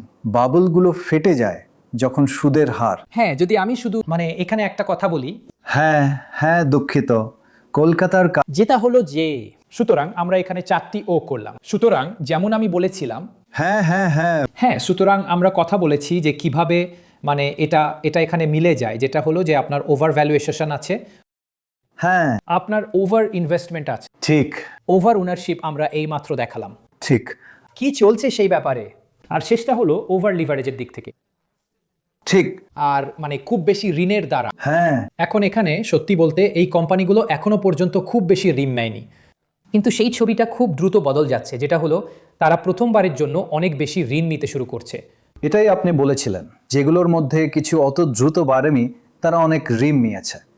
ঋণ নিতে শুরু করছে পাল্লা দেওয়ার জন্য এআই প্রতিযোগিতায়। ঠিক, কারণ জানেন, তারা নয়, তারা বলছে ঠিক আছে, আমাদের এই এআই মডেলগুলো তৈরি করার জন্য আরও অনেক বেশি ধার করতে হবে, আর তাই আমরা আরও অনেক বেশি ঋণ নেব। তাই এটা এখনও পর্যন্ত চিন্তার বিষয় নয় যদি আমি নিরপেক্ষভাবে দেখি। কিন্তু ওভার লিভারেজের দিক থেকে যদিও আমেরিকায় আপনি যুক্তি দিতে পারেন যে সরকার ওভার লিভারেজড, কিন্তু আপনি যদি অন্য 3টি ওয়ের দিকে তাকান তাহলে দেখবেন এটা বেশ প্রসারিত। তাই আমার মনে হয় যে আমেরিকা কোনো এক ধরনের এআই বাবলের উন্নত পর্যায়ে রয়েছে, কারণ এটাই আমেরিকায় স্টক মার্কেটকেও চালনা করছে। আসলে এমনকি গত বছরের এটিকে অতিরিক্ত চালনা করছে, তাই আমার মনে হয় এটাকে বেশি বাড়িয়ে দেওয়া হচ্ছে। আমেরিকান স্টক মার্কেটে 70 থেকে 80% রিটার্ন। না, কিন্তু আমি শুধু আপনাকে ভারত সম্পর্কে একটা জিনিস জিজ্ঞাসা করতে চেয়েছিলাম, যে চীন এআইতে এত ভালো করেছে, আমেরিকা ভালো করেছে, তাইওয়ান ভালো করেছে, ভারতে আমাদের মেধা আছে, আমাদের সফটওয়্যার জিনিয়াস আছে, আমাদের এখানে সব কিছু আছে, কিন্তু আমরা সত্যি এআই ট্রেন্ডটা ধরতে পারিনি কেন? হ্যাঁ, পারা যাবে? খুব দেরি হয়ে গেছে নাকি? আচ্ছা, আমার মনে হয় যে ভারত যা এখন করার চেষ্টা করছে তা হলো ডেটা সেন্টারগুলির জন্য আরও অনেক বেশি বিনিয়োগ আকর্ষণ করা। তাই এটা আমরা যা করার চেষ্টা করছি, কিন্তু আমার মনে হয় এটাই আসল কথা, এটাই সমস্যা। কিন্তু সফটওয়্যারের দিকটা হলো, মানে আমি জানি টাটারা এইমাত্র এআইতে $2 বিলিয়ন একটা বিশাল বিনিয়োগ করেছে, কিন্তু এইসব সবারই এটা করা উচিত, আর আমরাই তো, আমাদেরই এর নেতৃত্ব দেওয়া উচিত, নেতৃবৃত্ত আরও আমাদের। আমি জানি, কিন্তু না, কারণ এটা একটা ঐতিহাসিক সমস্যা যে ভারতীয় কোম্পানিগুলো বা এমনকি সরকারও আমরা গবেষণা ও উন্নয়নে খুব বেশি বিনিয়োগ করি না। যে আপনি যদি R&D খরচকে একটা অংশ হিসাবে দেখেন, ঠিক ঠিক হ্যাঁ ঠিকই, আমরা উদ্ভাবনে প্রতিভা ইত্যাদি নিয়ে কিছু বিচ্ছিন্ন উদাহরণ তুলে ধরতে পারি, কিন্তু আমরা বড় মাপের উদ্ভাবকদের দেশ নই। আমরা অপটিমাইজারদের দেশ। আমরা এমন একটা দেশ যারা কোনো মতে কাজ চালিয়ে নেওয়ার জন্য যা করার তাই করি। কিন্তু আপনি যদি জিডিপির অংশ হিসাবে R&D খরচ দেখেন, আপনি ঠিক বলেছেন, খুবই কম, ভারতেরটা এখনও খুবই কম, বিশেষ করে আমরা যে অন্যান্য দেশগুলোর কথা বলছি তাদের তুলনায়। বিশেষ করে বেসরকারি ক্ষেত্রের দ্বারা। হ্যাঁ একদম। অ্যান্ড ডিতে যা কিছু আছে তা মূলত সরকারি বেসরকারি ক্ষেত্রে নয়, যা ভারতের জন্য একটি বড় চিন্তার বিষয় হ্যাঁ, তাই আমার মনে হয় এটাই হওয়া উচিত। এবং এগিয়ে না যাওয়ার। এআই ফ্রন্টে, হ্যাঁ, এবং আমরা সত্যি এআইতে লিডার হতে পারতাম, এবং সত্যি এবং সেটাও একটা কারণ কেন গত বছর ভারতীয় স্টক মার্কেট অন্যান্য মার্কেটের তুলনায় আন্ডার পারফর্ম করেছে, কারণ এআই এত বড় একটা থিম ছিল, ঠিক, আর আমাদের কাছে এআই এর ওপর কিছু নেই। যদি আদৌ বিদেশি বিনিয়োগকারীরা ভারতকে একটি সম্ভাব্য ক্ষতিগ্রস্ত পক্ষ হিসেবে মনে করে, কারণ তারা মনে করে যে চাকরি চলে যেতে পারে, আউটসোর্সিং বিপদের মুখে পড়তে পারে, ঠিক, তাই আমার মনে হয় এটাই হয়েছে। হ্যাঁ হ্যাঁ, এখন বাবলের প্রসঙ্গে ফিরে আসি। হ্যাঁ আবার আপনি অনেক গবেষণা করেছেন, যখন বাবলগুলো হয়, যখন সুদের হার বাড়ানো হয়, আরেকটা 10 বছর, এটা একটা 10 বছরের পয়েন্ট, যে এবং সরকারগুলো সুদের হার বাড়ায়, ওটা দেখুন 1929, হ্যাঁ, তারা সুদের হার বাড়িয়েছিল, কিন্তু এগুলোই হলো সব বাবল, 73, 80, 89, 94, প্রত্যেকবার সময়টা ছিল প্রায় 10 বছর, স্টকের দাম 10 গুণ হয়ে গিয়েছিল এবং সুদের হার বাড়ানো হয়েছিল। আসলে আবিষ্কার করার মতো কি এক সংমিশ্রণ। হ্যাঁ, আমি মনে করি যে বিষয়টা হলো যে আপনার জীবনের দ্বিতীয়বারের জন্য সাবাস। না, আমার মনে হয় এখানকার লোকেরা আমাকে এই প্রশ্নটা করতেই থাকে যে বাবলটা কখন ফাটবে, কারণ এর কোনো শেষ নেই, এর মধ্যে কোনো বিজ্ঞান নেই, হ্যাঁ, তাই না? কারণ আমি যেমনটা বললাম যে সেটা আজকে আপনি জানেন যেমন মূল্যায়নগুলি খুব বেড়ে গেছে, কিন্তু এই বুদ্বুদটিকে আরও স্ফীত হতে কি বাধা দেয়? কেন এনভিডিয়া বা এই ধরনের অন্য কিছু এআই স্টক আপনি জানেন এখান থেকে আরও অনেক উপরে যেতে পারে না? এবং আমি যে ঐতিহাসিক গবেষণা করেছি তা হলো একটি বুদ্বুদ কখন ফাটবে তা জানার একমাত্র উপায় হলো যখন সুদের হার বাড়তে শুরু করে। সেটাই হয়ে এসেছে মৃত্যু ঘণ্টা। এটা খুব আকর্ষণীয়। প্রত্যেকটা বুদ্বুদের তাই যতক্ষণ না সুদের হার বাড়ছে এটা সম্ভব যে বুদবুদটি আরও স্ফীত হতে পারে। একটু অন্য প্রসঙ্গে বলতে গেলে এই সবের মাঝে সোনার কি খবর? এটা তো আকাশ ছোঁয়া হয়ে যাচ্ছে। হ্যাঁ, কিন্তু আমার মনে হয় এটাই হলো সমস্যাটা, যেটা হলো যে আমরা আগে আপনার শোতে কথা বলেছি। হ্যাঁ, আমি সবসময় নয়, অন্তত এই দশকে সোনার ব্যাপারে বেশ আশাবাদী ছিলাম। ঠিক। আর সবসময় ভেবেছি যে সোনা আর বিটকয়েন ডলার বিরোধী ভালো উপায়, যার মানে হলো যে আমি ডলার নিয়ে কিছুটা হতাশাবাদী ছিলাম এবং ভেবেছিলাম যে সোনা আর বিটকয়েন এই দুটো সুবিধাভোগী হতে পারে। ঠিক। আমি এখন কিছুটা চিন্তিত। আর সত্যি বলতে আমি এই নিয়ে একটা লেখা লিখেছিলাম কয়েক মাস আগে, প্রায় যেমন ধরুন গত অক্টোবরে, যে সোনা আজকাল একটা নিরাপদ আশ্রয়স্থলের মতো আচরণও করছে না। এর আচরণটা জানেন প্রায় এমন যেন এটাও কোনো এক ধরনের বাবল টেরিটরিতে প্রবেশ করছে। কারণ লোকেরা সোনাতে এত টাকা ঢালছে। আমি সোনা পছন্দ করি এর নিরাপদ বৈশিষ্ট্যের জন্য। ঠিক, ওটা বদলে যাচ্ছে। এটা একটা স্থির সম্পদ, এটা সময়ের সাথে সাথে স্থিরভাবে বাড়ে, মূল্য রক্ষা করে। কিন্তু এখন আমার মনে হয় যা ঘটছে তা হলো, এবং এটা এই ঘটনারই ফল যে বাজারে এত তারল্য রয়েছে, এত টাকা সিস্টেমের মধ্যে এদিক ওদিক করছে। এবং আরও কারণ, বেশিরভাগ লোক মনে করে যে যদি কিছু হয় সরকার আমাদের বাঁচিয়ে দেবে, তাই আমরা নিশ্চিন্তে প্রচুর ফটকা করতে পারি। এবং আমি মনে করি এটাই ঘটছে, যে এতগুলো সম্পদ একসাথে বাড়ছে, কারণ এমনটা আগে কখনো হয়নি। বলে রাখি, সোনা এবং স্টক এইভাবে একসঙ্গে কখনো বাড়েনি। ঠিক। ঐতিহাসিকভাবে যা হয় তা হলো, হয় এটা, না হয় ওটা। আচ্ছা, যে তারা বুঝলেন এক ধরনের হেজ হিসাবে কাজ করে, যে যদি স্টকের দাম অনেক বেড়ে যায় তাহলে সোনা সাধারণত তেমন ভালো ফল করে না।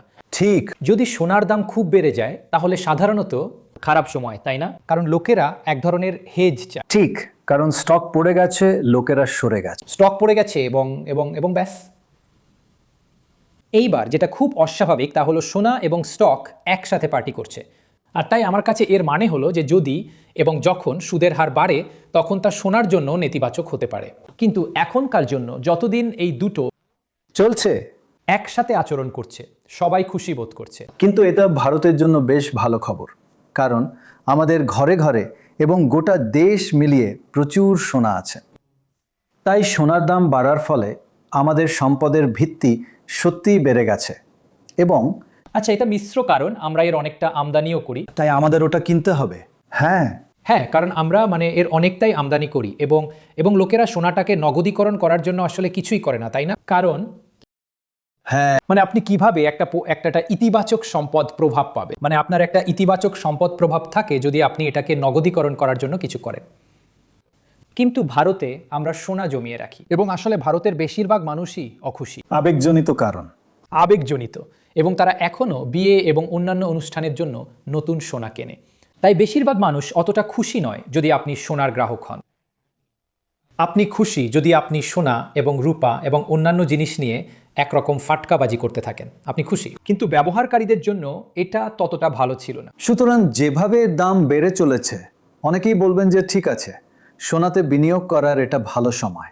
কিন্তু আপনি বলছেন যে এটা কিছুটা বুদবুদ পরিস্থিতিতে প্রবেশ করতে পারে। অতিরিক্ত দামি এবং সুদের হারও একে প্রভাবিত করবে।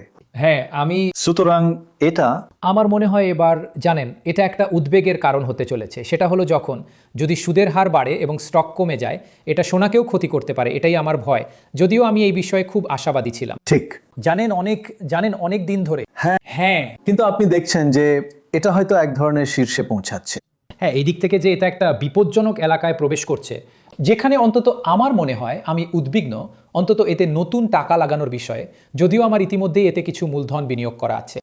ঠিক, আপনার কাছে এমনিতেও যথেষ্ট সোনা আছে। আচ্ছা, এরপর আছে আপনার দ্বিতীয় পূর্বাভাসটি হলো যাকে আমেরিকায় অ্যাফোর্ডেবিলিটি ক্রাইসিস বলা হয়, এবং সেটা সুদের হারকে আরও বাড়াতে বাধ্য করে, যদিও ট্রাম্প তা চান না, এবং আমরা সে বিষয়ে আলোচনা করব। আমেরিকার মানুষেরা এখন 5 বছর আগের তুলনায় খাবারের জন্য 30% বেশি দাম দেয়।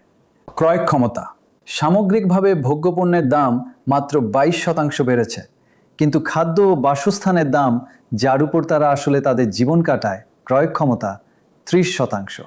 তাই আমার মনে হয় যে এটাই আমেরিকার আসল সমস্যা, যেটা হলো এই যে 1 নম্বর বিষয়টা আসলে ট্রাম্পের অ্যাপ্রুভাল রেটিং কমিয়ে দেওয়ার জন্য দায়ী, তা হলো এই ঘটনা যে আমেরিকায় মুদ্রাস্ফীতি অনেক মানুষের জন্য এখনও খুব বেশি।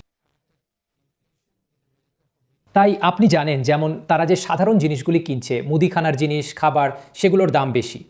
আসলে এই সময়কালে বিদ্যুতের দাম এমনকি 40% পর্যন্ত বেড়েছে, আংশিকভাবে এআই এর কারণে। 40%?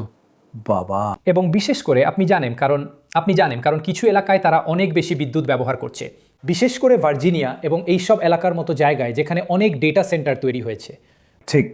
তাই আমার মনে হয় এটাই আসল উদ্বেগের বিষয়, আর সেটা হলো যে খাদ্যের দাম, অন্যান্য দাম এখনও অনেক বেশি। এবং তাই আপনি জানেন যেমন, এবং সেই দামগুলোর বৃদ্ধি কিছুটা কমতে শুরু করেছে গত 1 বছরে, কিন্তু তাদের আমেরিকায় মুদ্রাস্ফীতি এখনও প্রায় 3% কাছাকাছি, এবং আমেরিকা অনেক দীর্ঘ সময় ধরে এই ধরনের উচ্চ মুদ্রাস্ফীতি দেখেনি। 3% তো স্বাভাবিক, কিন্তু খাদ্য ও বাসস্থানের দাম তার প্রায় দ্বিগুণ। হ্যাঁ, গত 5 বছরে যা হয়েছে সেই হিসাবে হ্যাঁ হ্যাঁ, মাত্র 5.5 বছর 5 বছর, হ্যাঁ।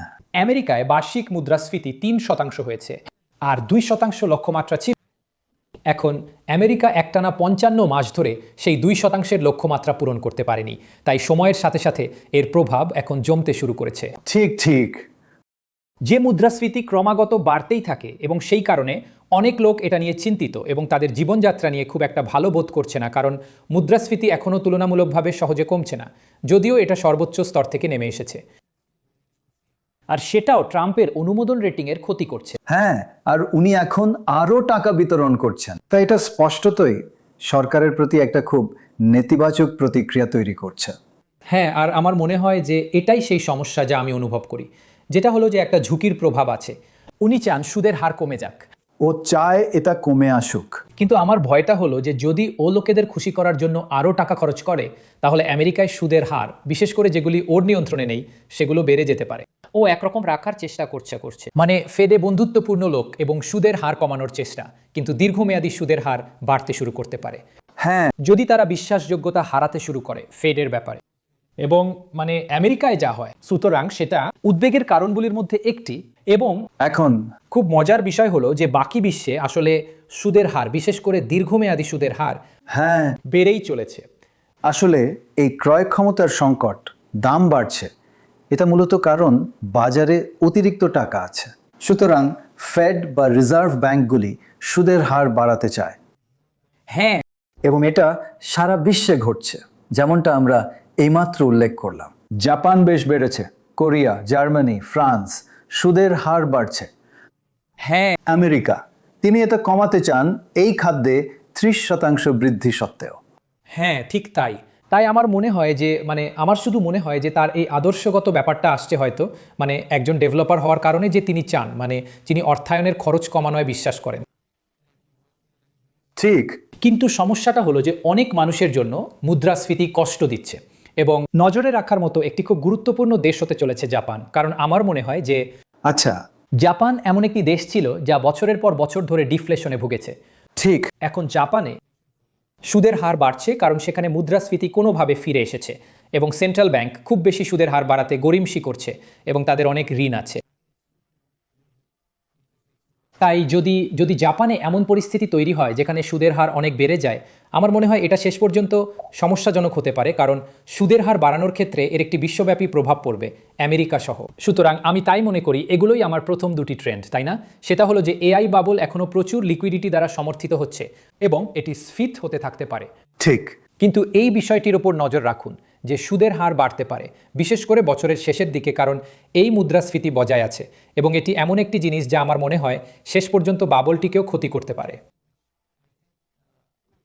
একদম, এটা অন্য কারণে সুদের হার বাড়তে পারে, যা বাবলটিকে ফাটিয়ে দিতে পারে। হ্যাঁ, শেষ পর্যন্ত হ্যাঁ। এই সংযোগটা খুব গুরুত্বপূর্ণ। হ্যাঁ, এবার 2026 সালের জন্য আপনার তৃতীয় পূর্বাভাস, যে অন্যান্য আন্তর্জাতিক দেশগুলো মার্কিন যুক্তরাষ্ট্রকে ছাড়িয়ে যাবে, যে মার্কিন যুক্তরাষ্ট্র হট মানির ওপর নির্ভরশীল হয়ে পড়েছে, এবং এটি আগের চেয়ে অনেক বেশি নির্ভরশীল। আমরা যদি দেখি আমেরিকায় কতটা বিদেশি অর্থ আসছে, সেটা বেড়ে 1.7 ট্রিলিয়ন হয়েছে, আর এটা সত্যিই খুব বেড়ে গেছে। হ্যাঁ, সম্প্রতি কিন্তু এর কারেন্ট অ্যাকাউন্ট ডেফিসিট হ্রাস পেয়ে 1.3 ট্রিলিয়ন হয়েছে। হ্যাঁ, সুতরাং এটা শুধু চাপা দেওয়া হচ্ছে, ঘাটতিটা হট মানি দিয়ে চাপা দেওয়া হচ্ছে। ঠিক আছে, একদম তাই। এবং আপনি জানেন এটা উদীয়মান বাজারগুলিতে একটি খুব ক্লাসিক সমস্যা যা আমরা দেখতে পাই, সেটা হলো যে আপনি একরকমভাবে ঠিক।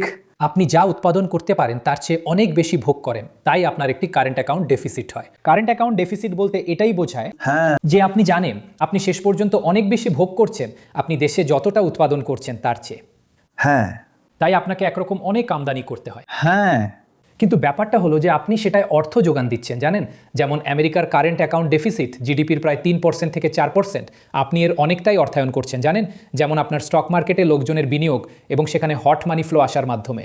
এখন কালকে কোনো কারণে যদি এই বিদেশিরা আমেরিকার ব্যাপারে এতটা উচ্ছ্বসিত থাকা বন্ধ করে দেয় এবং কারণ এআই বুম কিছুটা কমে যায়, কারণ এর অনেকটাই এআই বিনিয়োগে যাচ্ছে, আমার মনে হয় তখন চিন্তাটা হবে যে এই কারেন্ট অ্যাকাউন্ট ডেফিসিটের কি হবে।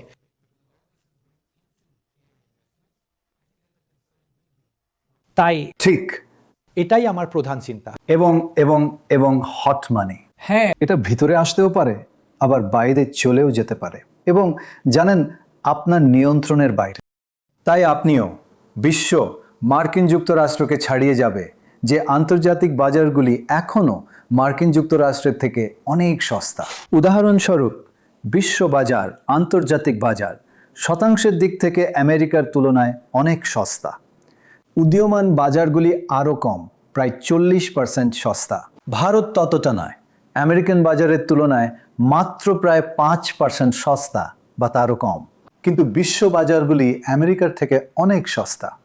হ্যাঁ, তাই আমি মনে করি যে আমি এখানে যে বিষয়টা বলতে চাইছি তা হলো আমেরিকার ঘাটতি হট মানি ফ্লো দ্বারা অর্থায়ন করা হচ্ছে এবং যদি সেখানে কিছু একটু পরিবর্তন হয় ডলার অনেকটাই দুর্বল হয়ে যেতে পারে, কারণ জানেন যদি সেই অমিলটা হয় এবং সাধারণত যখন ডলার দুর্বল হয় তখন আন্তর্জাতিক বাজারগুলি ভালো ফল করে। ঐতিহাসিক প্রবণতা এটাই। আসলে আন্তর্জাতিক আউট পারফরমেন্স এই বছর 2025 সালে বা বলা ভালো গত বছর ইতিমধ্যেই হয়ে গে, কারণ ডলার দুর্বল হয়ে পড়ছিল। এখানে কোনো সমস্যা হলে ডলারের দুর্বলতা আরও বাড়তে পারে এবং এখানে মূল বিষয়টা হলো যে আন্তর্জাতিক বাজারগুলো এখনও মার্কিন যুক্তরাষ্ট্রের চেয়ে অনেক সস্তায় ট্রেড করছে, তাই মার্কিন যুক্তরাষ্ট্রের তুলনায় তাদের উপরে যাওয়ার অনেক সুযোগ আছে। ঠিক ঠিক। তাই আমার মনে হয় একসাথে এই দুটোই হলো মূল বিষয়। কিন্তু ভারতের জন্য মজার বিষয়টা হলো যে এটা আমেরিকার থেকে মাত্র 2% সস্তা। হ্যাঁ, যেখানে অন্যান্য দেশগুলো 30%, 40%, তাই আমরা অনেক বেশি দামি। বিশ্ববাজার এবং হ্যাঁ,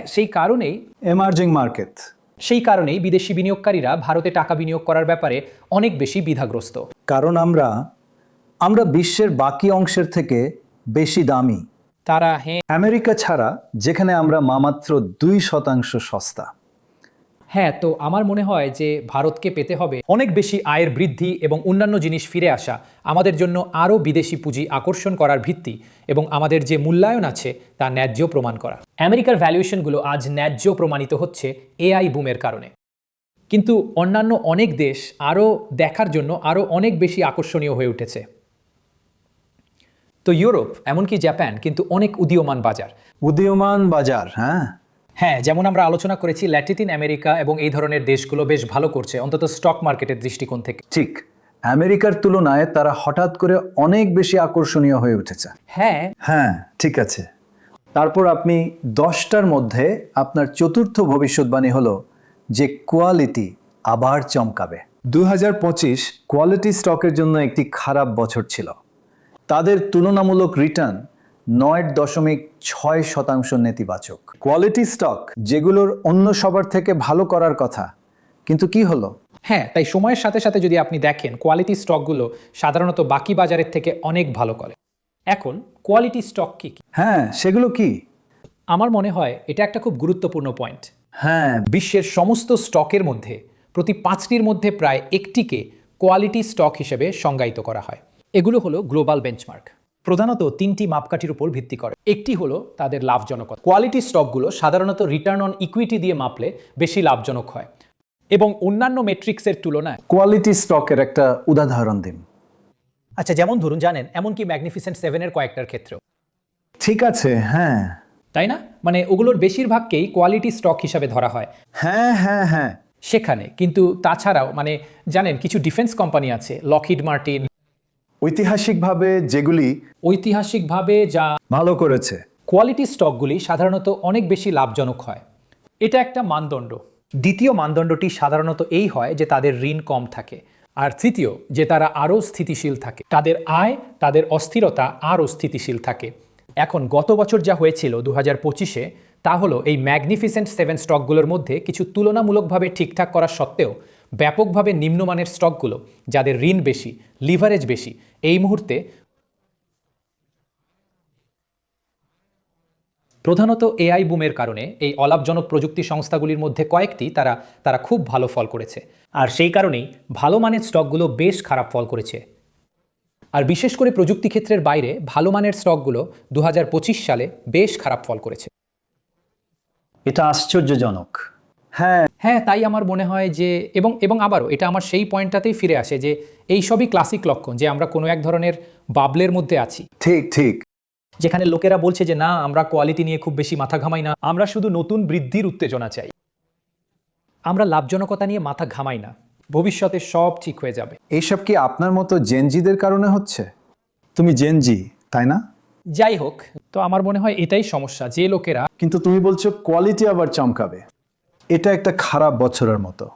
দেখো, 30 বছর ধরে কোয়ালিটি স্টকগুলোর ভালো ফল করার পর হ্যাঁ ওরা মূলত অন্যান্য স্টকের থেকে দ্বিগুণ ভালো ফল করেছে। গত 30 বছরে ওরা 2000% বেশি বেড়েছে, যেখানে অন্যান্য স্টকগুলো বাকি মার্কেটটা, হ্যাঁ 1200, তার অর্ধেক। হ্যাঁ ডাবল, হে ভগবান। হ্যাঁ, তাই সময়ের সাথে সাথে কোয়ালিটি ভালো কাজ করে, সময়ের সাথে সাথে তা চক্রবৃদ্ধি হারে বাড়ে। কিন্তু এই বছর একটা ধাক্কা লেগেছে। এখানে একটা ধাক্কা লেগেছে। ঐতিহাসিকভাবে যখনই আমাদের এই ধরনের ধাক্কার বছর গেছে, সাধারণত পরের বছরে কোয়ালিটি কোনো না কোনোভাবে ক্যামব্যাক করেছে।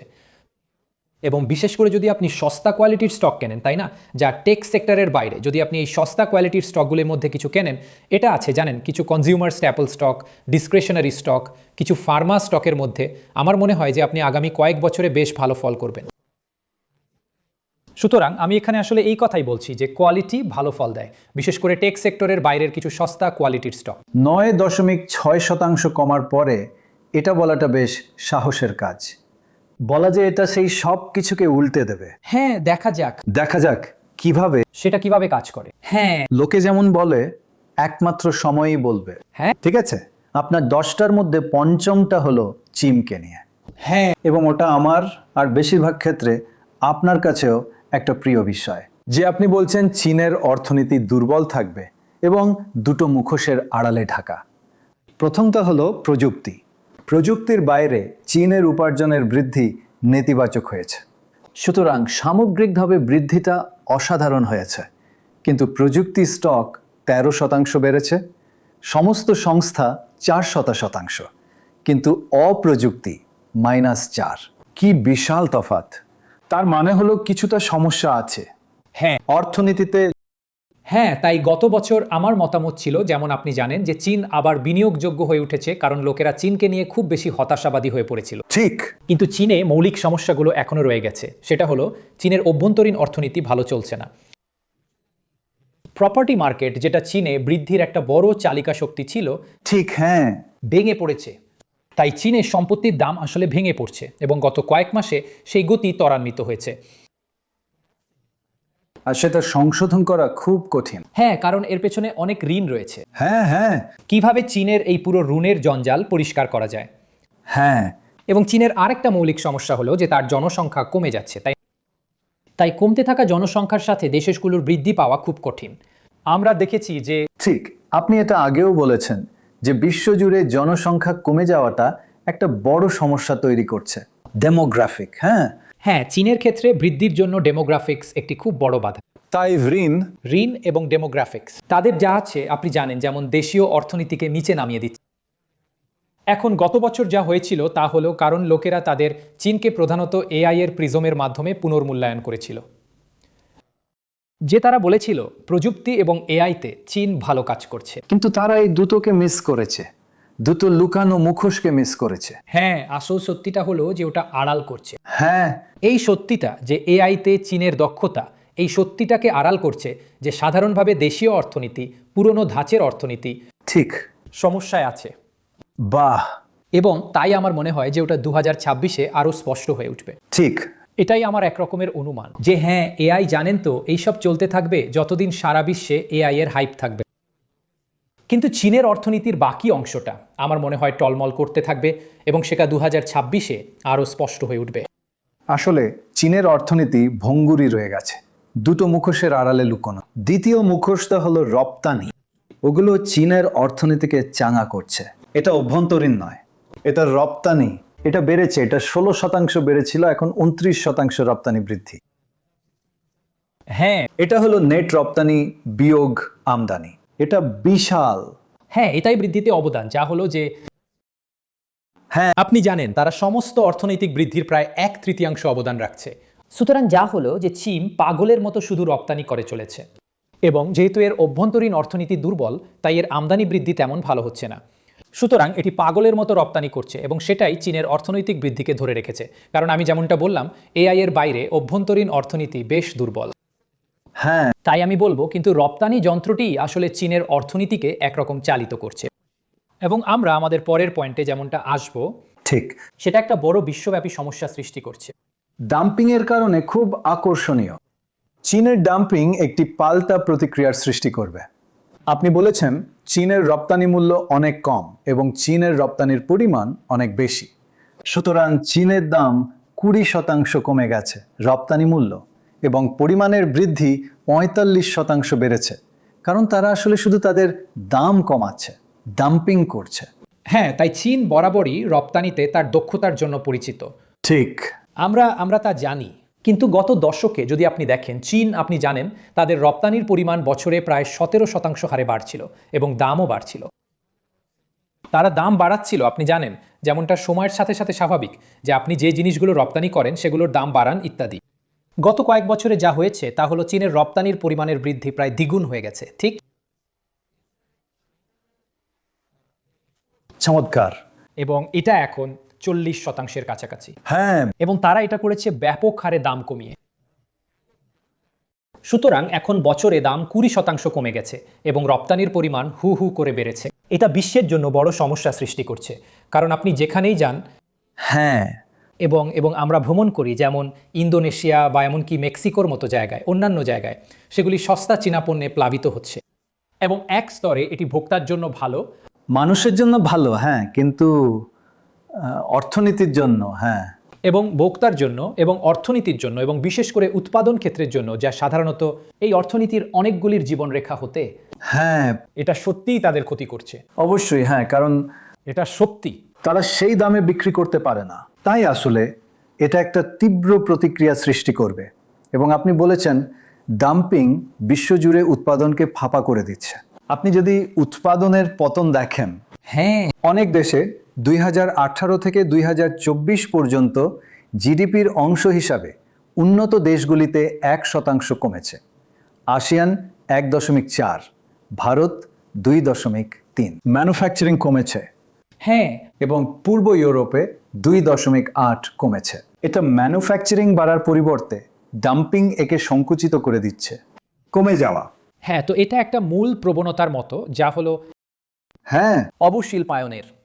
এখন যা হয়েছে তা হলো এই নিয়ে খুব বেশি কথা বলা হয়নি, যদিও এটি নিয়ে ক্রমশই করা হচ্ছে। এমনকি ফরাসি রাষ্ট্রপতি ম্যাক্রো এই বিষয়ে কথা বলেছেন, কিন্তু এই বিষয়ে ততটা মনোযোগ দেওয়া হয়নি, কারণ আমেরিকা দ্বারা শুরু করা বাণিজ্য যুদ্ধ বা বাণিজ্য লড়াই লড়তে বিশ্ব খুব ব্যস্ত ছিল। কিন্তু আসল ব্যাপারটা, যা বাণিজ্য যুদ্ধ থেকে আমেরিকার দেওয়া শকের চেয়েও বড় হতে পারে, তা হলো এই শক যা ঘটেছে, চায়না শক। হ্যাঁ, মানে যেটা চলছে। হ্যাঁ, এটা সত্যি আমার মনে। আর আমার মনে হয় যে এখন ট্রাম্প শুল্ক অভিযান থেকে সরে এসেছেন, মানে বুঝতে পেরেছেন যে দাম বাড়ছে, এটা সাধ্যের সংকটকে আরও বাড়িয়ে তুলছে।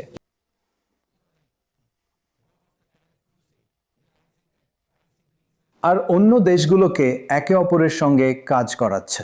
হ্যাঁ, তাই আমার মনে হচ্ছে যে তিনি বাণিজ্য ক্ষেত্র থেকে কিছুটা পিছিয়ে আসছেন। মানে অন্তত যা করার ছিল তা তো উনি করেছেন। ঠিক ঠিক। কিন্তু আমার মনে হয় যে এখন মনোযোগটা এদিকে ঘুরবে, কারণ যখন ওই যুদ্ধটা মিটে গেলে লোকেরা সম্ভবত আরও বড় যে যুদ্ধটা সেটা লড়তে শুরু করবে, যা হলো চীনের তার বিশাল উদ্বৃত্ত রপ্তানি করার জন্য এই ব্যাপক হারে দাম কমানো। কিন্তু চীন এত দাম কমিয়ে এটা কিভাবে সামলাচ্ছে? কিভাবে? এটা এটা শুধু এটা করতে বাধ্য হচ্ছে কারণ তার অভ্যন্তরীণ চাহিদা কমে গেছে। এটা খুব দুর্বল এবং এটা শুধু অতিরিক্ত উৎপাদন করছে। তাই আমার মনে হয় যে যে জানেন, যেমন লোকেরা এই নিয়ে কথা বলে চলে, এবং এটা আমার এমন একটা বিষয় যা আমাকে সত্যিই বিরক্ত করে যে লোকেরা বলে চলে কিভাবে চীনের ভোগ বাড়ানো দরকার, জিডিপির অংশ হিসেবে ভোগ এত কম। চীনের আসল সমস্যা হলো যে এটি খুব বেশি উৎপাদন করছে। এটাই হলো মূল সমস্যা। এটা অতিরিক্ত বিনিয়োগ এবং অতিরিক্ত উৎপাদন করছে, এবং সেই কারণেই জিডিপির অংশ হিসাবে ভোগ কম বলে মনে হয়, কারণ অন্যান্য জিনিসগুলি অনেক বেশি দ্রুত বাড়ছে। এবং আমার মনে হয় এটাই এখানকার আসল সমস্যা। তাহলে আপনি কি মনে করেন যে বিশ্বজুড়ে চীনা পণ্যের উপর শুল্ক বাড়তে পারে? হ্যাঁ, আমার মনে হয় আরও অনেক ব্যবস্থা নেওয়া হবে এবং দেশগুলো তা করতে শুরু করেছে। তাদের উৎপাদন খাতকে বাঁচানোর কারণে। উৎপাদন খাতকে বাঁচাতে, কারণ আমরা সেটা জানি। আমার মনে হয় যে 2026-এ সেই প্রবণতা আরও দ্রুত হবে। ঠিক। এবার আপনার সপ্তম পয়েন্ট, যেটা সত্যিই বেশ প্রাসঙ্গিক এবং সম্প্রতি যা ঘটেছে তার অনেক আগেই আপনি এই গবেষণাটি করেছেন। দক্ষিণ আমেরিকা রাজনৈতিকভাবে ডান দিকে ঝুঁকতে থাকবে। আসলে 5টি দেশ, ওখানে হলুদে চিহ্নিত দেশগুলি 2023 সাল থেকে ডান দিকে ঝুঁকেছে। আরও 2টি দেশের 2026 সালে ডান দিকে ঝোঁকার সম্ভাবনা আছে, যেগুলি লাল রঙে চিহ্নিত। এবং ব্রাজিলের ব্যাপারটা অনিশ্চিত, এটা একটা ওয়াইল্ড কার্ড, এই বছরই নির্বাচন। এবং অবশ্যই আপনি ভেনেজুয়েলাকে রাখেননি, কিন্তু সেটা হ্যাঁ, আমরা ঠিক বুঝতে পারছি না ওটাকে কোন কলামে রাখ, কিন্তু আমার মনে হয় এটা খুব আকর্ষণীয়। সেটা হলো, জানেন, যেমন চিলির প্রাক্তন রাষ্ট্রপতি পিনেরা, তিনি আমাকে একবার এই কথাটা বলেছিলেন যে ভালো সময়ে ল্যাটিন আমেরিকা বাম দিকে ঝোঁকে, খারাপ সময়ে ল্যাটিন আমেরিকা ডান দিকে ঝোঁকে, এবং এর একটা কারণ আছে। এবং এখানে ডানপন্থা, যদি আমি স্পষ্ট করে বলি, হ্যাঁ, যে এটা অর্থনৈতিক দৃষ্টিকোণ থেকে অনেক বেশি চিরাচরিত ডানপন্থা। আচ্ছা, অর্থাৎ ল্যাটিন আমেরিকার ডানপন্থা, হ্যাঁ, তাদের মধ্যে কেউ কেউ অভিবাসন বিরোধী এবং এই ধরনের বিষয় নিয়ে কথা বলে, কিন্তু এটা প্রধানত মুক্ত বাজার সংস্কার সম্পর্কিত। ঠিক। যে ডানপন্থীরা অনেক বেশি বিশ্বাস করে অর্থনৈতিকভাবে, ঠিক আছে। একটা অর্থনৈতিক ডানপন্থী থাকার ক্ষেত্রে, যেমনটা আগে ছিল। এখন পশ্চিমে ডান এবং বাম লেভেলগুলো সবই কিছুটা কেমন যেন হয়ে গেছে। আসলে আপনি ভেনেজুয়েলাকে অন্তর্ভুক্ত করতে পারবেন না। ওটা না, ওটা এখন আমেরিকার অংশ। এটা অংশ, এটা ট্রাম্প, তাই না? ট্রাম্পালা। যদি আপনি ওটাকে ওই নামে বলতে চান, কিন্তু আমি বলবো যে ল্যাটিন আমেরিকার বেশিরভাগ দেশ আসলে গত কয়েক বছরে হ্যাঁ, বামপন্থী সরকার ক্ষমতায় ছিল, একে পিঙ্ক টাইড বলা হতো, ঠিক সেটার কারণে। হ্যাঁ, এখন সমস্যাটা হলো যে অর্থনৈতিক পারফরমেন্স বা অন্যান্য ক্ষেত্রে, যেমন অপরাধ, দুর্নীতি, তারা বেশ খারাপ ফল করছে। তাই এখন লোকেরা বলছে, তাই এটা একরকম প্রতিষ্ঠান বিরোধী ঢেউ। প্রতিষ্ঠান বিরোধী ঢেউ। যে এটা অন্য কিছুর জন্য নয়, এটা এই কারণে যে সেখানে প্রধানত বামপন্থী সরকার ছিল, আর এখন লোকেরা যারা ক্ষমতায় ছিল তাদের উপর বিরক্ত হয়ে গেছে 3টি প্রধান সমস্যার কারণে: মুদ্রাস্ফীতি, দুর্নীতি এবং অপরাধ। ঠিক। আর তাই এখন তারা বলছে যে চলো অন্যদিকে যাই। তাই খারাপ সময়। এটার চেয়ে ভালো যে কোনো বিকল্প। হ্যাঁ, এর থেকে ভালো। তাই এটাকে ফোবো বলা হয়, আরো ভালো বিকল্পের ভয়। আচ্ছা, ফোমোর পরিবর্তে। ঠিক। তো ল্যাটিন আমেরিকায় এটাই হচ্ছে যে আমরা দেখছি অনেক মানুষ সরকার বিরোধী ঢেউ। আসলে আপনি যেমন জানেন, ডান দিকে ঘুরছে। সারা বিশ্বে, পশ্চিমী বিশ্বের অনেক জায়গায় একটা সরকার বিরোধী ঢেউ চলছে, উদীয়মান বাজারগুলিতে নয়। ঠিক। আর ভারতে, যেমন আমরা আলোচনা করেছি, গত কয়েক বছর ধরে আমাদের এখানে কিছুটা শাসকপন্থী ধরনের পর্যায়ে চলছে। ঠিক। কিন্তু লাতিন আমেরিকায় একটা ক্ষমতাসীন বিরোধী ঢেউ চলছে, বামপন্থী সরকার ক্ষমতায় আছে, এবং তাই এখন তারা ডান দিকে ঝুঁকছে। এবং কুড়িতে সম্ভবত 2026-এর সবচেয়ে বড় নির্বাচন, যদি আমি বলতে পারি, বিশ্বের মধ্যে ব্রাজিলে হতে চলেছে। ব্রাজিল। কারণ ব্রাজিল বিশ্বের অন্যতম বৃহত্তম সুতরাং দেশ এবং অর্থনীতি। এবং ব্রাজিলে আমার মনে হয় আমরা, সহজ প্রশ্ন, আপনার পূর্বাভাস কি? আমার মনে হয় যে মোটামুটিভাবে এই ক্ষমতাসীন বিরোধী ঢেউয়ের কারণে আরও বেশি দেশ ডান দিকে ঝুঁকতে পারে, শুধু কারণ বামপন্থী সরকারগুলো ক্ষমতায় আছে। ঠিক। কিন্তু আপনি আরও একটা কথা যা বললেন, যে শেয়ার বাজার দক্ষিণপন্থী সরকারের অধীনে অনেক বেশি বাড়ে। এটা সমস্ত ল্যাটিন আমেরিকান দেশ জুড়ে শেয়ার বাজারের শতাংশের লাভ। বামপন্থী সরকার 16%, দক্ষিণপন্থী সরকার তার দ্বিগুণেরও বেশি, 37% শেয়ার বাজারে বৃদ্ধি। কিন্তু সেটা কি এই কারণে যে তারা ধনীদের সাহায্য করে? হ্যাঁ, আপনি এটা বলতে পারেন, যেটা একটা সত্যি, যে মানে এটা কি সত্যি গরিবদেরও সাহায্য করে? হ্যাঁ, কিন্তু আমার মনে হয় জানেন, এটা তো অন্য বিষয়। হ্যাঁ কিন্তু আমি অন্য ডেটাও দেখেছি। তো আমরা গত 30 বছর দেখেছি ঠিক। এবং আমরা বললাম ঠিক আছে, শেয়ার বাজার এটাকে দেখার একটা খুব সহজ উপায়, তাই না? হ্যাঁ, যে ঠিক আছে পারফরমেন্স কেমন হয়েছে, এবং আপনি এখানে একটা বিশাল ব্যবধান দেখতে পারেন। এটা একটা খুব স্পষ্ট ব্যাপার। হ্যাঁ, হ্যাঁ, খুব স্পষ্ট যে ডলারের হিসাবে স্টক মার্কেটগুলো বামপন্থী সরকারের চেয়ে দক্ষিণপন্থী সরকারের অধীনে অনেক ভালো কাজ করে। আমরা বলতে পারি যে এটা এই সত্যিটা দিয়ে ব্যাখ্যা করা যায় যে দক্ষিণপন্থী সরকারগুলো বেশি পুঁজিপন্থী হয়ে থাকে, ঠিক আছে? ঠিক। কিন্তু আমি এটাও দেখেছি যে যেমন অর্থনৈতিক বৃদ্ধি, মুদ্রাস্ফীতি, রাজস্ব ঘাটতির ক্ষেত্রে কি হয়। অর্থনৈতিক বৃদ্ধির ক্ষেত্রে দক্ষিণপন্থী আর বামপন্থী সরকারের মধ্যে খুব বেশি পার্থক্য নেই আসলে, শুধুমাত্র অর্থনৈতিক বৃদ্ধির দিক থেকে। ঠিক ঠিক। কিন্তু বিশেষ করে মুদ্রাস্ফীতির ক্ষেত্রে আমরা যা দেখি তা হলো ল্যাটিন আমেরিকায় দক্ষিণপন্থী সরকারের অধীনে মুদ্রাস্ফীতির পারফরমেন্স উল্লেখযোগ্যভাবে ভালো। আমার মনে হয় 3.9 বনাম 5.1% বার্ষিক মুদ্রাস্ফীতি, যেটা একটা বেশ বড় পার্থক্য। যেটা একটা গুরুত্বপূর্ণ পার্থক্য। হ্যাঁ, আর এর মূল কারণ হতে পারে যে এটা আরেকটা মেট্রিক, রাজস্ব ঘাটতিতে দেখা যায় যে সাধারণত দক্ষিণপন্থী সরকারগুলো অনেক বেশি আর্থিকভাবে একটু বেশি দায়িত্বশীল হতে থাকে এবং বামপন্থী সরকারগুলো আর্থিকভাবে একটু বেশি অমিতব্যয়ী হতে থাকে। তাই আমি মনে করি যে এটি একটি কারণ যা মুদ্রাস্ফীতির সাথেও যুক্ত। ঠিক।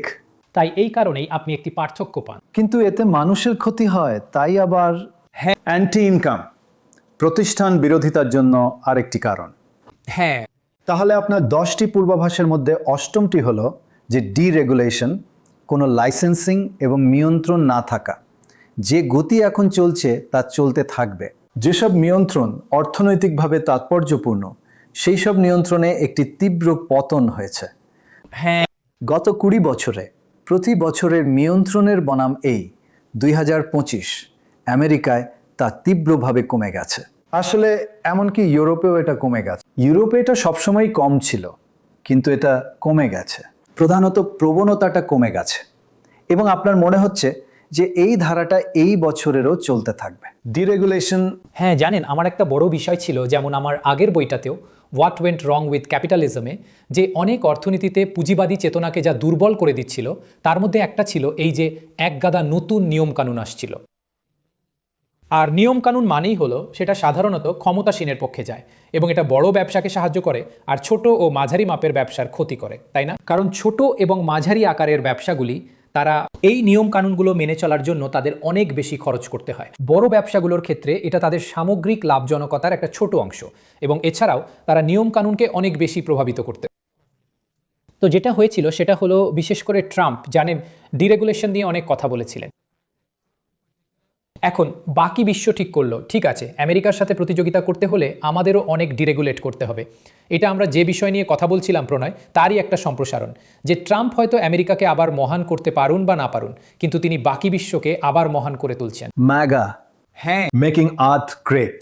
মেকিং আর্থ গ্রেট এগেইন, এটা একটা দারুণ স্লোগান, কিন্তু তাই আমার মনে হয় যে সেটাই যা এটা আপনার স্লোগান। এখানেও তাই হচ্ছে। ডিরেগুলেশনের ক্ষেত্রে আমরা অন্যান্য দেশ, বিশেষ করে ইউরোপকে দেখছি। ইউরোপ সবসময় অনেক বেশি নিয়ন্ত্রক বোঝা চাপানোর জন্য পরিচিত ছিল এবং ব্যবসাগুলো এই নিয়ে অনেক অভিযোগ। ঠিক। এবং ইউরোপ যা করছে, আর এই বিষয়ে ড্রাগির একটা রিপোর্টও বেরিয়েছিল, সেটা হলো যে তারাও মনোযোগ দিচ্ছে আচ্ছা আমরা কিভাবে নিয়ন্ত্রক বোঝা কমাতে পারি। এখন এটা পুরোপুরি নিয়ন্ত্রণ তুলে নেওয়ার বিষয় নয়, বরং গতি কমানো, বৃদ্ধির গতি। তাই ইউরোপ, জানেন লোকে ইউরোপ নিয়ে মজা করতো যে এটা হলো রেগুলেশনের সিলিকন ভ্যালি। আচ্ছা। হ্যাঁ, এবং আমরা যেমনটা দেখছি অন্যান্য দেশ এবং ইমার্জিং মার্কেটেও। হ্যাঁ আসলে আমরা এইমাত্র আমেরিকা আর ইউরোপকে দেখালাম। হ্যাঁ ডিরেগুলেশন কমছে, কিন্তু এটা এমার্জিং মার্কেটগুলোতেও ঘটছে। হ্যাঁ চিলিতে তারা বিনিয়োগের অনুমতির জন্য প্রয়োজনীয় সময় 30 থেকে 70% কমাচ্ছে। এটা খুবই গুরুত্বপূর্ণ। হ্যাঁ ভিয়েতনাম তারা সত্যিই নিয়ন্ত্রণ শিথিল করছে। তারা প্রায় 60টা লাইসেন্স কাটছাঁট বা সংশোধন করছে। হ্যাঁ আর্জেন্টিনা ভাড়া নিয়ন্ত্রণ বাতিল করছে, যার ফলে যোগান বেড়েছে। মালয়েশিয়া কাস্টমস ক্লিয়ারেন্সের সময় দিন থেকে মিনিটে নামিয়ে এনেছে। সৌদি আরব বিদেশিদের স্থাবর সম্পত্তি কেনার অনুমতি দিচ্ছে এবং স্টকের বিদেশি মালিকানার উপর 49% সীমা তুলে দিতে পারে। আর ভারতে সরকার একটি বিনিয়ন্ত্রণ কমিশন স্থাপন করেছে। অবশেষে, হ্যাঁ অবশেষে একদম ঠিক। হ্যাঁ আমাদের দেখতে হবে এটা কতটা কাজ করে, কিন্তু ট্রেন্ডটা আছে। হ্যাঁ আমারও তাই মনে হয়। আমার মনে হয় জানেন এটাই আমি বলেছিলাম যে জানেন যেমন ইলন মাস্ক যখন তিনি ডোজ নিয়ে একরকম কথা বলেছিলেন, এটা আমেরিকার অনেক অংশে সরকার ছাঁটাই এবং বিনিয়ন্ত্রণ নিয়ে একটা খুবই অজনপ্রিয় ধারণা ছিল এবং উনি নিজের মতো করে জানেন একটু পাগলাটে চেইনসোর মতো করে। কিন্তু আমি অবাক হয়েছিলাম যে ভারত এবং অন্যান্য জায়গার মতো জায়গায় জানেন যাদের সরকারের সাথে কারবার করতে হয়েছে তারা প্রায় একরকম গোপনে আশা করছিল, ইস আমাদের যদি একটা ডোজ থাকতো আমাদের জীবনে সরকারের হস্তক্ষেপ কমানোর জন্য। ঠিক ঠিক। আর আমি মনে করি যে আমরা বুঝলেন এখানে এই বার্তাটা পাচ্ছি যে হ্যাঁ সাধারণ মানুষের ওপর থেকে নিয়ন্ত্রক বোঝা কমানোর মধ্যে কিছু একটা ব্যাপার আছে। যেমন আমি বলেছিলাম যে আমি খুব বেশি নিয়মকানুন চাপানোর খুব বিরুদ্ধে, কারণ আমি মনে করি এটা ছোট এবং মাঝারি ব্যবসার ক্ষতি করে। বড় ব্যবসাগুলো বুঝলেন নিয়মকানুন নিয়ে ঠিক আছে, আর তারাও প্রভাবিত করতে সক্ষম কিভাবে নিয়মকানুনগুলো করা হয়, অবশ্যই। কারা লাভবান হয় একদম। তাই আমি মনে করি যে এটা একটা ভালো বিশ্বব্যাপী প্রবণতা এবং এমন কিছু যা বিশ্বব্যাপী বৃদ্ধিতে সাহায্য করতে পারে যদি এই গতিটা বজায় থাকে, যা আমি মনে করি বজায় থাকবে। আর ভারতের জন্য যা খুব গুরুত্বপূর্ণ, ভারতের নিয়ম কানুনের ওপর ফোকাসে ফিরে আসলে, যেমনটা আপনি বললেন, এত বেশি সরকারি হস্তক্ষেপ লোকেরা কম চায়, কারণ এর থেকে দুর্নীতিও হয়। হ্যাঁ, যে আপনার এটা চাই আপনি টাকা দিন সব জায়গায়, তাই না? একেবারে সব জায়গায় এত বেশি সরকার, হ্যাঁ, এটা এটা আরো বেশি করে দুর্নীতির দিকে নিয়ে যায়। ভারতে ডিরেগুলেশন কি দুর্নীতিও কমাতে পারে? একদম। আমার মনে হয় এটাই বিশ্বজনীন সিদ্ধান্ত, তাই আমি আশা করছি যে আমরা এটা চালিয়ে যাব। ঠিক আছে, আপনার 10টার মধ্যে 9টা, এবং এটা ডিরেগুলেশনের বিপরীত হলো ইমিগ্রেশন নিয়ন্ত্রণ করা। হ্যাঁ, ইমিগ্রেশন বিরোধিতা এখন পশ্চিমে একটা মনোভাব। ইমিগ্রেশন কমতে থাকবে। মার্কিন যুক্তরাষ্ট্রের নেতৃত্বে 2025 সালে বিশ্বজুড়ে নেট ইমিগ্রেশন সর্বোচ্চ বছরের তুলনায় কমে গেছে। আর আপনি যদি 2023-এর দিকে তাকান, আমেরিকায় ব্যাপকভাবে কমেছে, ইউরোপে ব্যাপকভাবে কমেছে এবং ইংল্যান্ডেও কমেছে। তবে এটা একই মনোভাব। এটা কি এক ধরনের প্রতিক্রিয়া কারণ তারা বাড়াবাড়ি করেছিল, নাকি এটা সামান্য বর্ণবিদ্বেষ? এটা কি? আচ্ছা, আমার মনে হয় সুতরাং এখানে খুব গুরুত্বপূর্ণ বিষয়টা হলো যে আমেরিকার উপর অনেক বেশি মনোযোগ দেওয়া হচ্ছে, তাই না? এবং কিভাবে আমেরিকা আরও অনেক বেশি অভিবাসন বিরোধী হয়ে উঠেছে এবং এই সব।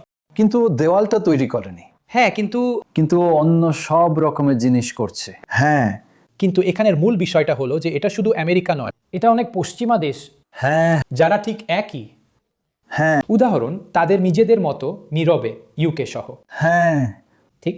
আর এর অনেকটাই কারণ হলো আংশিকভাবে আপনি যেমনটা বললেন এটা একটা প্রতিক্রিয়া, কারণ প্রথম কয়েক বছরে আমরা অভিবাসনের এই বিশাল প্রবাহ দেখেছি যা ঘটেছিল, এবং এর কিছুটা হলো এই ঘটনা যে জানেন ভালো বা খারাপ যাই হোক না কেন লোকেরা জাতিগত পরিচয়ের এই বিষয়টি নিয়ে এক ধরনের সুরক্ষামূলক বোধ করে। জানেন যেমন এই ধারণাটা যে আপনি চান না খুব বেশি লোক এখানে এসে নষ্ট করে দিক যা তারা এখন তাদের জাতিগত পরিচয় বলে মনে করে, জানেন এর থেকে কিছু অর্থনৈতিক সুবিধা আসতে পারে তা সত্ত্বেও। ঠিক। সুতরাং এগুলি হলো কিছু। একদম। হ্যাঁ, তাই আমার মনে হয় এটাই হলো আসল কথা যে যা ভালো অর্থনীতি তা প্রায়শই খারাপ রাজনীতি হয়, এবং আমার মনে হয় অভিবাসনের ক্ষেত্রে এটাই হলো সমস্যা। কিন্তু এখানে মূল বিষয় হলো যে এটা শুধু আমেরিকায় নয় বরং সমগ্র পশ্চিমা বিশ্বে ঘটছে। খুব কম দেশ, হয়তো কিছু নর্ডিক দেশ, স্পেন, এখনও সাধারণভাবে অভিবাসনপন্থী, কিন্তু অ্যাংলো স্যাক্সন বিশ্ব জুড়ে অভিবাসনের হার কমে গেছে সমগ্র পশ্চিম জুড়ে। শুধু আমেরিকা নয়। শুধু আমেরিকা নয়। আর আপনি যেমনটা বললেন, অন্যান্য দেশে, কানাডায় তারা নতুন স্থায়ী বাসিন্দার পারমিট 20% কমিয়ে দিয়েছে ব্যর্থ আশ্রয় প্রার্থীদের দ্রুত অপসারণ। অন্যান্য দেশে, অস্ট্রেলিয়া আন্তর্জাতিক ছাত্রদের জন্য ফি বাড়িয়েছে, ভিসা হপিং সীমাবদ্ধ করার জন্য নিয়ম যোগ করেছে, সবাই কাটছাঁট করছে। জাপান এখন শূন্য অবৈধ অভিবাসী পরিকল্পনায় স্থায়ী বাসিন্দাদের নিরাপত্তা কঠোর করেছে। মানে এগুলো সবই আপনি যে গবেষণা করেছেন। হ্যাঁ, এবং এটা দেখাচ্ছে যে শুধু আমেরিকা নয়, প্রত্যেকটা দেশই কাটছাঁট করছে। হ্যাঁ, কিন্তু আমার মনে হয় জানেন যে এবং ভারতে আমাদের সমস্যাটা উল্টো, যেমনটা আপনি জানেন, সেটা হলো এই যে যে ভারতের ক্ষেত্রে এই দেশ ছেড়ে যাওয়া মানুষের সংখ্যা ঠিক অনেক বেড়ে গেছে, তাই না? তো জানেন প্রায় 1 দশক আগে আমি একটা গবেষণা করেছিলাম এটা দেখানোর জন্য যে ভারত ছেড়ে চলে যাওয়া কোটিপতিদের সংখ্যায় খুব দ্রুত বৃদ্ধি হয়েছিল। ঠিক। এবং জানেন আমি ওটা নিয়ে কথা বলেছি। হ্যাঁ, এখন সত্যি বলতে সেই প্রবণতাটা কিছুটা কমেছে, অর্থাৎ ভারত ছেড়ে চলে যাওয়া বিলিয়নিয়ারদের সংখ্যা বিশেষ করে মোট কোটিপতির অনুপাতে স্থিতিশীল হয়েছে বা সত্যি বলতে কিছুটা কমে গেছে, যেটা আমার মনে হয় একটা ভালো খবর। ঠিক। কিন্তু এখন আমরা যে সমস্যার সম্মুখীন হচ্ছি তা হলো সামগ্রিকভাবে ভারত থেকে যে ব্যাপক অভিবাসন ঘটছে তা তীব্রভাবে ত্বরান্বিত হয়েছে। যে জানেন, যেমন ৮০ এবং ৯০-এর দশকে এটা কার্যত ভারসাম্যপূর্ণ ছিল, কিন্তু তারপর গত দশকে এটা বেড়ে প্রায় ৩ লক্ষের একটা প্রবণতায় পৌঁছেছে। হ্যাঁ মেড ভিত্তিতে। হ্যাঁ, আপনার কাছে একটা আসলে ওটার উপর একটা গ্রাফিক আছে, কিন্তু সেটাই আসার আগে শুধু আপনি যে প্রশ্নটা তুলেছিলেন যে অর্থনৈতিকভাবে এটা তাদের ক্ষতি করতে পারে, মানে এটা রাজনৈতিকভাবে সাহায্য করে জানেন, এই বিদেশিদের বাইরে রাখা ইত্যাদি, কিন্তু আমেরিকায় ভারতীয়রা সত্যিই তাদের অর্থনীতিকে চাঙ্গা করছে। ভারতীয় সম্প্রদায় বা ভারতীয় বংশোদ্ভূতদের মাথাপিছু গড় আয় আমেরিকার যে কোনো সম্প্রদায়ের চেয়ে সবচেয়ে বেশি। হ্যাঁ, অনেক বেশি। আমরা সব বড় বড়দের থেকে এগিয়ে আছি জানেন, গুগল, মাইক্রোসফট, ইউটিউব সব জায়গায়। হ্যাঁ, তাই যেমনটা আমি বলছিলাম, ভারত অর্থনৈতিক দিকটা হলো এতে কিছু আসে যা অলাভজনক, এবং শুধু আমেরিকাই নয়, এমনকি অন্য জায়গাগুলো যেগুলো বড় আকর্ষণের কেন্দ্র হয়ে উঠেছে। যেমন ধরুন, ভারতীয়রা ক্রমবর্ধমানভাবে কোথায় পাড়ি দিচ্ছে? আমেরিকা সবচেয়ে বড় জায়গা হয়ে আছে, ঠিক। কিন্তু মধ্যপ্রাচ্যের মতো জায়গাও আছে, হ্যাঁ, জানেন তো, যেখানে তারা ভারতীয় কর্মী চায় এবং ভারতীয়রা সেখানে খুব ভালো কাজ করছে। এবং তারা সেখানে সব ক্ষেত্রেই ভারতীয় কর্মী চায়। কিন্তু আমাদের জন্য বিষয়টা হলো যে কেন আমরা চাইবো এত লোক আমাদের দেশ ছেড়ে চলে যায়? ঠিক। আমাদের থাকা উচিত, আরও বেশি বেশি মানুষ চাই আমাদের দেশে থাকুক, হ্যাঁ, এবং আমার মনে হয় এটাই হয়েছে। বিশেষ করে জানেন তো, আইআইটি স্নাতকরা যারা খুব ভর্তুকিযুক্ত শিক্ষা পায়, যেই মুহূর্তে তারা পাশ করে আইআইটি, এই 3টি অক্ষর, এটা আপনাকে বিশ্বের যে কোনো চাকরি পায় দেয়। হ্যাঁ, কিন্তু আমার মনে হয় সেই কারণেই আমরা ভারতে দেখেছি যে অভিবাসন, ভারতে বহির্গামী অভিবাসন ব্যাপক হারে উল্লেখযোগ্যভাবে ত্বরান্বিত হয়েছে ঠিক। গত কয়েক বছরে। সুতরাং এখন বছরে প্রায় 7 লক্ষ মানুষ দেশ ছাড়ছে, যেটা আগে গড়ে 3 লক্ষ ছিল। হ্যাঁ, তাই বটে। গত কয়েক বছরে হ্যাঁ, আপনি ঠিক যা বলেছেন। জানেন তো, আপনি যা বলছেন তা দেখানোর জন্য আমাদের কাছে তথ্য আছে যে অভিবাসন উন্নত দেশগুলিতে কমতে থাকে, কিন্তু ভারতে যত লোক আসে তার চেয়ে বেশি লোক চলে যায়। কয়েক বছর আগে 3 লক্ষ নেট পরিমাণে ছেড়ে যাচ্ছিল, হ্যাঁ, এখন 6,70,000। এই দেশ ছেড়ে যাওয়া লোকের সংখ্যা দ্বিগুণেরও বেশি, এবং তাদের মধ্যে অনেকেই খুব যোগ্য লোক। হ্যাঁ, তাই এটা উল্লেখযোগ্যভাবে ত্বরান্বিত হয়েছে। হ্যাঁ, এর একটা বড় অংশ মধ্যপ্রাচ্যের মতো জায়গায় যাচ্ছে, এবং একমাত্র যে দেশগুলিতে এর থেকে বেশি নেট বহির্গমন হচ্ছে সেগুলো হলো পাকিস্তান এবং বাংলাদেশ। আচ্ছা। ঠিক, এবং অবশ্যই তাদের জনসংখ্যা কম। কিন্তু ভারত এবং চীন থেকে বছরে প্রায় একই সংখ্যক অভিবাসী দেশ ছেড়ে যেত, প্রায় 3 লক্ষ। চীনেরটা প্রায় একই জনসংখ্যা নিয়ে সেই স্তরে স্থিতিশীল হয়েছে, আমাদেরটা উল্লেখযোগ্যভাবে ত্বরান্বিত হয়েছে। এবং আমি যেমনটা বললাম যে তাহলে চীনে বহির্গমন খুব বেশি বাড়েনি? এটা বছরে প্রায় 3 লক্ষ, মনে হচ্ছে এটা ওই সংখ্যার কাছাকাছি স্থিতিশীল হয়েছে। কিন্তু ভারতের ক্ষেত্রে এটা বেড়ে 600-র বেশি, 6 লক্ষ। 7 লক্ষের কাছাকাছি। হ্যাঁ, এবং আমি যেমনটা বললাম, পাকিস্তান বাংলাদেশি একমাত্র দেশ যারা, বাংলাদেশ প্রায় একই রকম, পাকিস্তান একটা স্পষ্ট কারণেই বেশি, আর তারপর ইউক্রেনও দেখেছে, কিন্তু ওটা একটা ব্যতিক্রম, কারণ দক্ষিণে যে যুদ্ধটা হয়েছে তার জন্য।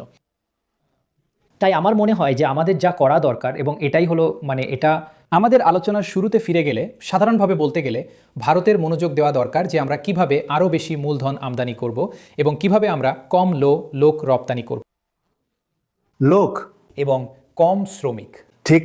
আমার মনে হয় ওটাই হওয়া উচিত। খুব খুব ঠিক। হ্যাঁ, আমাদের জন্য একটা বড় পলিসি ফ্রেমওয়ার্কের মতো, কারণ ওই দুটোই হলো এটা খুব সহায়ক যে আমরা যতটা সম্ভব বেশি লোককে দেশে রাখতে চাই, এবং সরকারের এটা দেখা উচিত এত লোক কেন তাদের নাগরিকত্ব ত্যাগ করছে, ওরা কেন এই দেশ ছেড়ে চলে যাচ্ছে। ঠিক।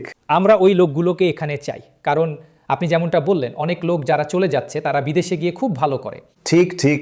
হ্যাঁ, কারণ ভারতীয়দের ডিএনএ বিশ্বের অন্য সবার চেয়ে ভালো, সেই জন্য। দারুণ দারুণ জাতীয়তাবাদী লাইন। দুঃখিত, কিছু লোক যারা ভারত ছাড়ার পর খুব ভালো করছে, আমি এখানের কারোর নাম নেব না, কিন্তু বুঝতেই পারছেন সত্যি খুব ভালো করছে, বিশেষ করে আপনার গবেষণায়। এখন এটা একটা ভয়ঙ্কর খবর, আমি এটা সেন্সর করতে চাই। আপনার 10ম পূর্বাভাস হলো যে আমরা অ্যালকোহলের শিখরে পৌঁছে গেছি। আমেরিকানরা আগের যে কোনো সময়ের চেয়ে সর্বনিম্ন স্তরে অ্যালকোহল পান করছে। আমেরিকানদের মধ্যে যারা নিজেরা স্বীকার করে যে তারা মদ্যপান করে, তাদের শতাংশ 66 থেকে কমে 54-তে নেমে এসেছে। এটা ঘটেনি। হ্যাঁ, গ্যালপ যখন 1930-এর দশকে এই প্রশ্নটা জিজ্ঞাসা করা শুরু করেছিল, তারপর থেকে এটাই সর্বনিম্ন, তাই না? সুতরাং আমেরিকানদের সংখ্যা, এবং এটা শুধু, আবার বলছি, এটা শুধু আমেরিকাতেই ঘটছে না। অ্যালকোহল সেবন যদি আপনি দেখেন, পানীয়র সংখ্যা যেমন ইউকেতে একদিনে তা এক নতুন নিম্ন স্তরে পৌঁছেছে। রাশিয়ার মতো জায়গাতেও যা পরিচিত, জানেন তো, হ্যাঁ, তাদের বিপুল পরিমাণে অ্যালকোহল সেবনের জন্য সেটাও কমে গেছে। এবং এখানে অনেক আত্মসচেতনতা কাজ করছে, যা হলো যে এখন অনেকেই মনে করেন যে পরিমিত মদ্যপানও, এবং এটা বিজ্ঞান দ্বারা সমর্থিত, পরিমিত মদ্যপানও স্বাস্থ্যকর নয়। হ্যাঁ, তারা বলতো দিনে একটা ড্রিঙ্ক ঠিক আছে, কিন্তু সেটা এখন ভুল প্রমাণিত হয়েছে। হ্যাঁ, যে কোনো মদ্যপানই অস্বাস্থ্যকর। একদম ঠিক। তো এটা পিয়ার রিভিউ করা হয়েছে, যেমনটা আপনি বলতে চান, হ্যাঁ, সেই ধরনের গবেষণা। এর সাথে আসল ব্যাপার হলো যে এর মধ্যে কিছু অবশ্যই হলো যে তারা পশ্চিমা দেশগুলিতে ক্যানাবিসের মতো জিনিসের দিকে কিছুটা ঝুঁকেছে, যেগুলো তারা মনে করে তাদের একটা হাই দিবে, কিন্তু স্বাস্থ্য কম। সাইড এফেক্টস অ্যালকোহলের তুলনায় কম। আমি এই ব্যাপারে নিশ্চিত নই, কিন্তু কয়েকজনের এটাই মনে হয়। কিন্তু প্রধানত এটা একটা অনেক বড় স্বাস্থ্য সচেতনতা, কারণ আটের ক্ষেত্রেও একই প্রবণতা দেখেছি, কিন্তু অবশ্যই সিগারেটের ব্যাপারটা এখন সবাই জানে। কিন্তু এখন যে প্রবণতাটা দ্রুত বাড়ছে বলে মনে হচ্ছে, সেটা অ্যালকোহলকে নিয়ে, এবং আমরা সেটা স্টক প্রাইসের ওঠানামার মধ্যেও দেখতে পাই। হ্যাঁ, বিগত 6-7 বছরে স্টক প্রাইসের উপর আপনার ডেটা এটাই বলছে যে অ্যালকোহল স্টকগুলো এখন দ্রুত পড়ে যাচ্ছে। নর্মাল স্টক 158 বেড়েছে, এবং এই দশকে 60%। হ্যাঁ 60%, হ্যাঁ। 58-60%, হ্যাঁ। হ্যাঁ, আর অ্যালকোহল কমেছে 30%, 65 কমেছে। 35%, আর এর মধ্যে ওয়াইনারি, ডিস্টিলারি রয়েছে। সুতরাং আসল কথাটা হলো যে লোকেরা কম অ্যালকোহল পান করছে এবং বাজার সেই অনুযায়ী দাম নির্ধারণ করছে। তো না, সাধারণ স্টক 58% বেড়েছে, অ্যালকোহল স্টক 35% কমেছে। হ্যাঁ, সামগ্রিক বাজার বিশ্বব্যাপী এতটা বেড়েছে। হে ভগবান, এটা সুতরাং আমার মনে হয় এই ডেটাটি বেশ ইঙ্গিতপূর্ণ। এটা একটা ইঙ্গিত যে অ্যালকোহলের ক্ষেত্রে পরিস্থিতি বদলাচ্ছে। পরিস্থিতি বদলাচ্ছে। আমার ধারণা সচেতনতার কারণে এটার গতি আরও বাড়বে। এখন মজার বিষয় হলো ভারত একটি ব্যতিক্রম। দুটোর ক্ষেত্রেই, এই তো আমরা অ্যালকোহল এবং সিগারেট দুটো ক্ষেত্রেই জানি, আমি আগে কথা বলেছি, কিন্তু বিশেষ করে অ্যালকোহলের ক্ষেত্রে হয়তো কারণ এটার শুরু নিজের জায়গা থেকে। আপনি বলেছেন ভারত এই অ্যালকোহলের বিষয়ে প্রবণতার বিরুদ্ধে গেছে। ভারতে মদ্যপান আসলে বেড়েছে, ঠিক। আর চীনে 5% কমেছে, জার্মানিতে 2%, সব জায়গায় কমেছে, আর ভারতে 2.5% বেড়েছে। আসলে এটা ভালো খবর নয়। হ্যাঁ, তো আমার মনে হয় যে এটাই হলো আসল কথা, যে এআই, যে অবশ্যই এআই আমার পক্ষপাতিত্বের কথা মাথায় রাখলে, আপনি জানেন গত বছর আমি এই বিষয়ে বলেছিলাম যে আমি স্থূলতারোধী ওষুধের পক্ষে নই, কিন্তু আমি একজন প্রকৃতিবাদী। এবছর আমি বলবো যে আমি এটা দেখে খুশি হয়েছি মদের প্রতি আমার বিতৃষ্ণার কারণে। তাহলে এগুলো পক্ষপাত দুষ্ট পরিসংখ্যান, তাই কি? দেখুন, এটা হলো ডেটা। যদি কেউ এগুলো যাচাই করতে চায়, তারা কথা বলতে পারেন। না, আমরা আপনাকে বিশ্বাস করি। তাহলে এখনো পর্যন্ত 10টা হলো, চলুন তাড়াতাড়ি সবগুলো দেখে নেওয়া যাক। প্রথমটা হলো যে এআই একটা বাবল। হ্যাঁ, আপনি যদি কিছু যোগ করতে চান, শুধু না, যেমন আমি বলেছিলাম যে আমার মনে হয় যে মানে ওই ব্যাপারে এটা স্বীকার করতে হবে যে এআই একটা বুদবুদ, কিন্তু এটা ফুলতেই থাকতে পারে, এক অর্থে এর মধ্যে কোনো বিজ্ঞান নেই। ঠিক, কিন্তু 10 বছরের ব্যাপারটা আমার ভালো লেগেছে, এবং এটা যা ছিল তার 10 গুণে পৌঁছে গেছে। হ্যাঁ, এটা বিষয়টাকে দেখার একটা বস্তুনিষ্ঠ উপায়, জানেন তো। এবং সুদের হার বাড়তে পারে। 4টে ও আছে যা আপনি দেখেন। হ্যাঁ, বাবল মিটারে আমরা কোথায় আছি? ঠিক, এখানে আমি সেটাই করার চেষ্টা করেছি, সেটাতে আমরা বেশ উঁচুতে আছি। এবং আমরা সেটায় বেশ এগিয়ে আছি, কিন্তু এর মধ্যে কোনো বিজ্ঞান নেই। কিন্তু দ্বিতীয় প্রবণতাটা হলো এই যে যখন সুদের হার বাড়ে, বাবলগুলো চুপসে যায়, এবং আমেরিকার ক্রয় ক্ষমতা তার সংকটকে বিবেচনা করলে ক্রয় ক্ষমতার সংকট, সুদের হার বাড়তে পারে। সুদের হার বাড়তে পারে। ওই সংযোগটা খুব গুরুত্বপূর্ণ। হ্যাঁ, হ্যাঁ, এবং আমি মনে করি যে এর কারণ হলো মুদ্রাস্ফীতি এখনও একটা বড় সমস্যা, এবং আরও বেশি নগদ সহায়তা এবং অন্যান্য, জানেন, এক ধরনের চেক দেওয়ার কারণে এটা আরও বড় সমস্যা হয়ে উঠতে পারে। আমেরিকায় দেওয়া হয়, এবং তারপর আপনি বলেছিলেন বিশ্ব যুক্তরাষ্ট্রকে ছাড়িয়ে যাবে। হ্যাঁ, বাকি বিশ্ব অর্থনীতিতে তাদের ছাড়িয়ে যাবে, এবং এবং বিশেষ করে শেয়ার বাজারগুলো। শেয়ার বাজার এবং এর জন্য ডলার একটি প্রধান কারণ হতে পারে, যে যদি ডলার দুর্বল হয়ে যায় যা বাকি বিশ্বকে ছাড়িয়ে যেতে সাহায্য করে। এটা কি আপনার ওটা কি মেগা পৃথিবীকে আবার মহান করে তুলুন? হ্যাঁ বানান। মানে প্রায় হুবহু। কিন্তু ট্রাম্পের প্রভাব বাকি সবাইকে আরো দ্রুত বাড়তে সাহায্য করছে। হ্যাঁ, বাকি বিশ্বকে আবার মহান করে তুলুন। হ্যাঁ, এবং আপনি বলছেন যে কোয়ালিটি স্টক আবার ভালো ফল করবে। এই বছর এটা প্রায় 10% নেমে গেছে তুলনামূলকভাবে। তুলনামূলকভাবে। হ্যাঁ। এবং এটা আবার চমকাবে। হ্যাঁ, কারণ সাধারণত যখন আমরা এই ধরনের খারাপ পারফরমেন্স দেখি, কারণ সময়ের সাথে সাথে কোয়ালিটি আপনার কাছে থাকা উচিত, সেই কোয়ালিটি ভালো ফল করার এবং ক্যামব্যাক করার প্রবণতা রাখে। সুতরাং এটাই আমাদের এখানকার অনুমান। সুতরাং আপনি গতবার বলেছিলেন যে চীন আবার বিনিয়োগের যোগ্য হয়ে উঠেছে এবং তা ছিল শেয়ার বাজার ওপরে উঠেছিল, কিন্তু এখন আপনি বলছেন চীনের অর্থনীতি ভঙ্গুর থাকবে। হ্যাঁ। এবং দুটি মুখোশ তারা লুকানো। হ্যাঁ। ওগুলো খুব আকর্ষণীয় ছিল, ওই দুটি মুখোশ। হ্যাঁ, কিন্তু দুটি মুখোশ যেমন আমি বললাম সেগুলো হলো এআই। সুতরাং আমি মনে করি যে যদি আপনি চীনে কিছু রাখতে চান তবে আপনি তা এআই এর জন্য করবেন। এআই এর বাইরে চীনের অভ্যন্তরীণ অর্থনীতি ভালো অবস্থায় নেই। সুতরাং এআই হলো একটি মুখোশ যা আপনি জানেন স্টক মার্কেটের মতো জিনিসকে ঠেকনা দিচ্ছে, বা অন্তত সেখানকার অর্থনীতির খারাপ দিকগুলো লুকাচ্ছে, কারণ অন্যথায় আয়ের বৃদ্ধি নেতিবাচক। হ্যাঁ। টেক সেক্টরের বাইরে। আর দ্বিতীয়টি হলো রপ্তানির মহিরুফ। চীনে সেটা চলতেই থাকছে। সেটা বাড়িয়ে দিচ্ছে। হ্যাঁ। মানে পরিসংখ্যানগুলো। হ্যাঁ, সেটা পরিসংখ্যানগুলোকে বাড়াচ্ছে, কিন্তু জানেন আমার মনে হয় সেই কারণেই একটা বড় বৈশ্বিক প্রতিক্রিয়া হবে। এখন আপনি বলছেন যে চীনা ডাম্পিং এর কারণেও প্রতিক্রিয়া হবে। রপ্তানি বাড়ছে প্রধানত কারণ তারা শুধু দাম একদম কমিয়ে দিচ্ছে। হ্যাঁ। 20%। হ্যাঁ। তাদের কিভাবে পোষাচ্ছে সেটা এখনো আমি জানি, কিন্তু সেই দিক থেকে সেই জন্যই আমি বলছি আমার মনে হয় যে মনোযোগটা এর দিকে আরও বেশি ঘুরে যাবে, কারণ বাকি বিশ্ব এই যন্ত্রণাটা কতটা সহ্য করতে পারবে। এবং আপনার সপ্তম পয়েন্টটা ছিল ভেনেজুয়েলা ট্রাম্পেলা হওয়ারও আগে দক্ষিণ আমেরিকা আপনি বলেছিলেন ঘুরে যাবে, আরও বেশি করে দক্ষিণপন্থী হতে থাকবে। হ্যাঁ, এটা শুধু একটা স্বাভাবিক প্রতিক্রিয়া। ল্যাটিন আমেরিকায় একটা শাসন বিরোধী ঢেউ চলছে। ওখানে আগে সব বামপন্থী সরকারের শাসন ছিল। অর্থনৈতিক অবস্থা, অপরাধ, দুর্নীতি সমস্যাজনক ছিল, আর তাই এখন এটা অন্যদিকে ঘুরছে। কিন্তু যে বড় নির্বাচনটার দিকে নজর রাখতে হবে, যেটা ঠিক করে দেবে এই প্রবণতাটা সত্যি কাজ করবে কিনা, সেটা সম্ভবত হতে চলেছে ব্রাজিল এই বছরের অক্টোবরে। আপনার অষ্টমটা বেশ আকর্ষণীয় ছিল। হঠাৎ এই উপলব্ধিটার কারণে যে নিয়ন্ত্রণ অর্থনীতির ক্ষতি করে। সুতরাং বিনিয়ন্ত্রণের গতি চলতে থাকবে, শুধু পশ্চিমে নয়, ভারত সহ উদীয়মান বাজারগুলিতেও হতে পারে। হ্যাঁ, আমার মনে হয় যে জানেন তো, এটা এখন অনেক দেশে একটা বহু চর্চিত শব্দ হয়ে গেছে, যে তারা দেখতে চায় যে সরকার আসলে কতটা জানেন তো আমাদের জীবনে একটা নেতিবাচক প্রভাব ফেলছে। এবং আমার মনে হয় যে বিনিয়ন্ত্রণের এই গতি আরও বাড়তে পারে, কারণ ছোট এবং মাঝারি আকারের ব্যবসাগুলো যেভাবে অতিরিক্ত নিয়ন্ত্রণের কারণে ভুগছে। এবং তারপর সেই ধরনের ঘৃণা, হ্যাঁ। অভিবাসন বিরোধী, এবং এইসব পশ্চিমা দেশগুলিতে অভিবাসন কমছে এবং আরও দ্রুত কমতে থাকবে। হ্যাঁ, কারণ আমার মনে হয় যে এখান থেকে আর ফেরার কোনো উপায় নেই, জানেন তো, কারণ আমার মনে হয় এরকম অনেক বেশি হয়ে গেছে, জানেন তো, এই ব্যাপারে এখন অনেক বেশি তিক্ততা তৈরি হয়ে গেছে। তাই আমার মনে হয় যে সেই প্রবণতা আরও দ্রুত বাড়বে, কারণ যখনই কোনো নেতিবাচক ঘটনা ঘটে, যদি আপনি লক্ষ্য করেন যে মুহূর্তে এটা কোনো অভিবাসীর দ্বারা ঘটানো হয় সেটা অনেক বেশি প্রচারিত হয় তার চেয়ে যদি এটা ঘটানো হয়। তাই এই পুরো জাতিগত সমস্যাটা এখন একটা বড় রাজনৈতিক বিষয় হয়ে গেছে। হ্যাঁ, এবং এটা পশ্চিমা দেশগুলিতে রাজনীতিবিদদের জন্য কাজ করছে এবং তারা এটা চালিয়ে যাবে। তারা এর সুযোগ নেয়। হ্যাঁ, ঠিক। এবং তারপর শেষ পয়েন্টটা, যেটা আপনার খুব পছন্দের এবং আমার মনে হয় যার সম্পূর্ণ পক্ষপাতদুষ্ট, কিন্তু ভাগ্যক্রমের ডেটা আপনার সাথে একমত।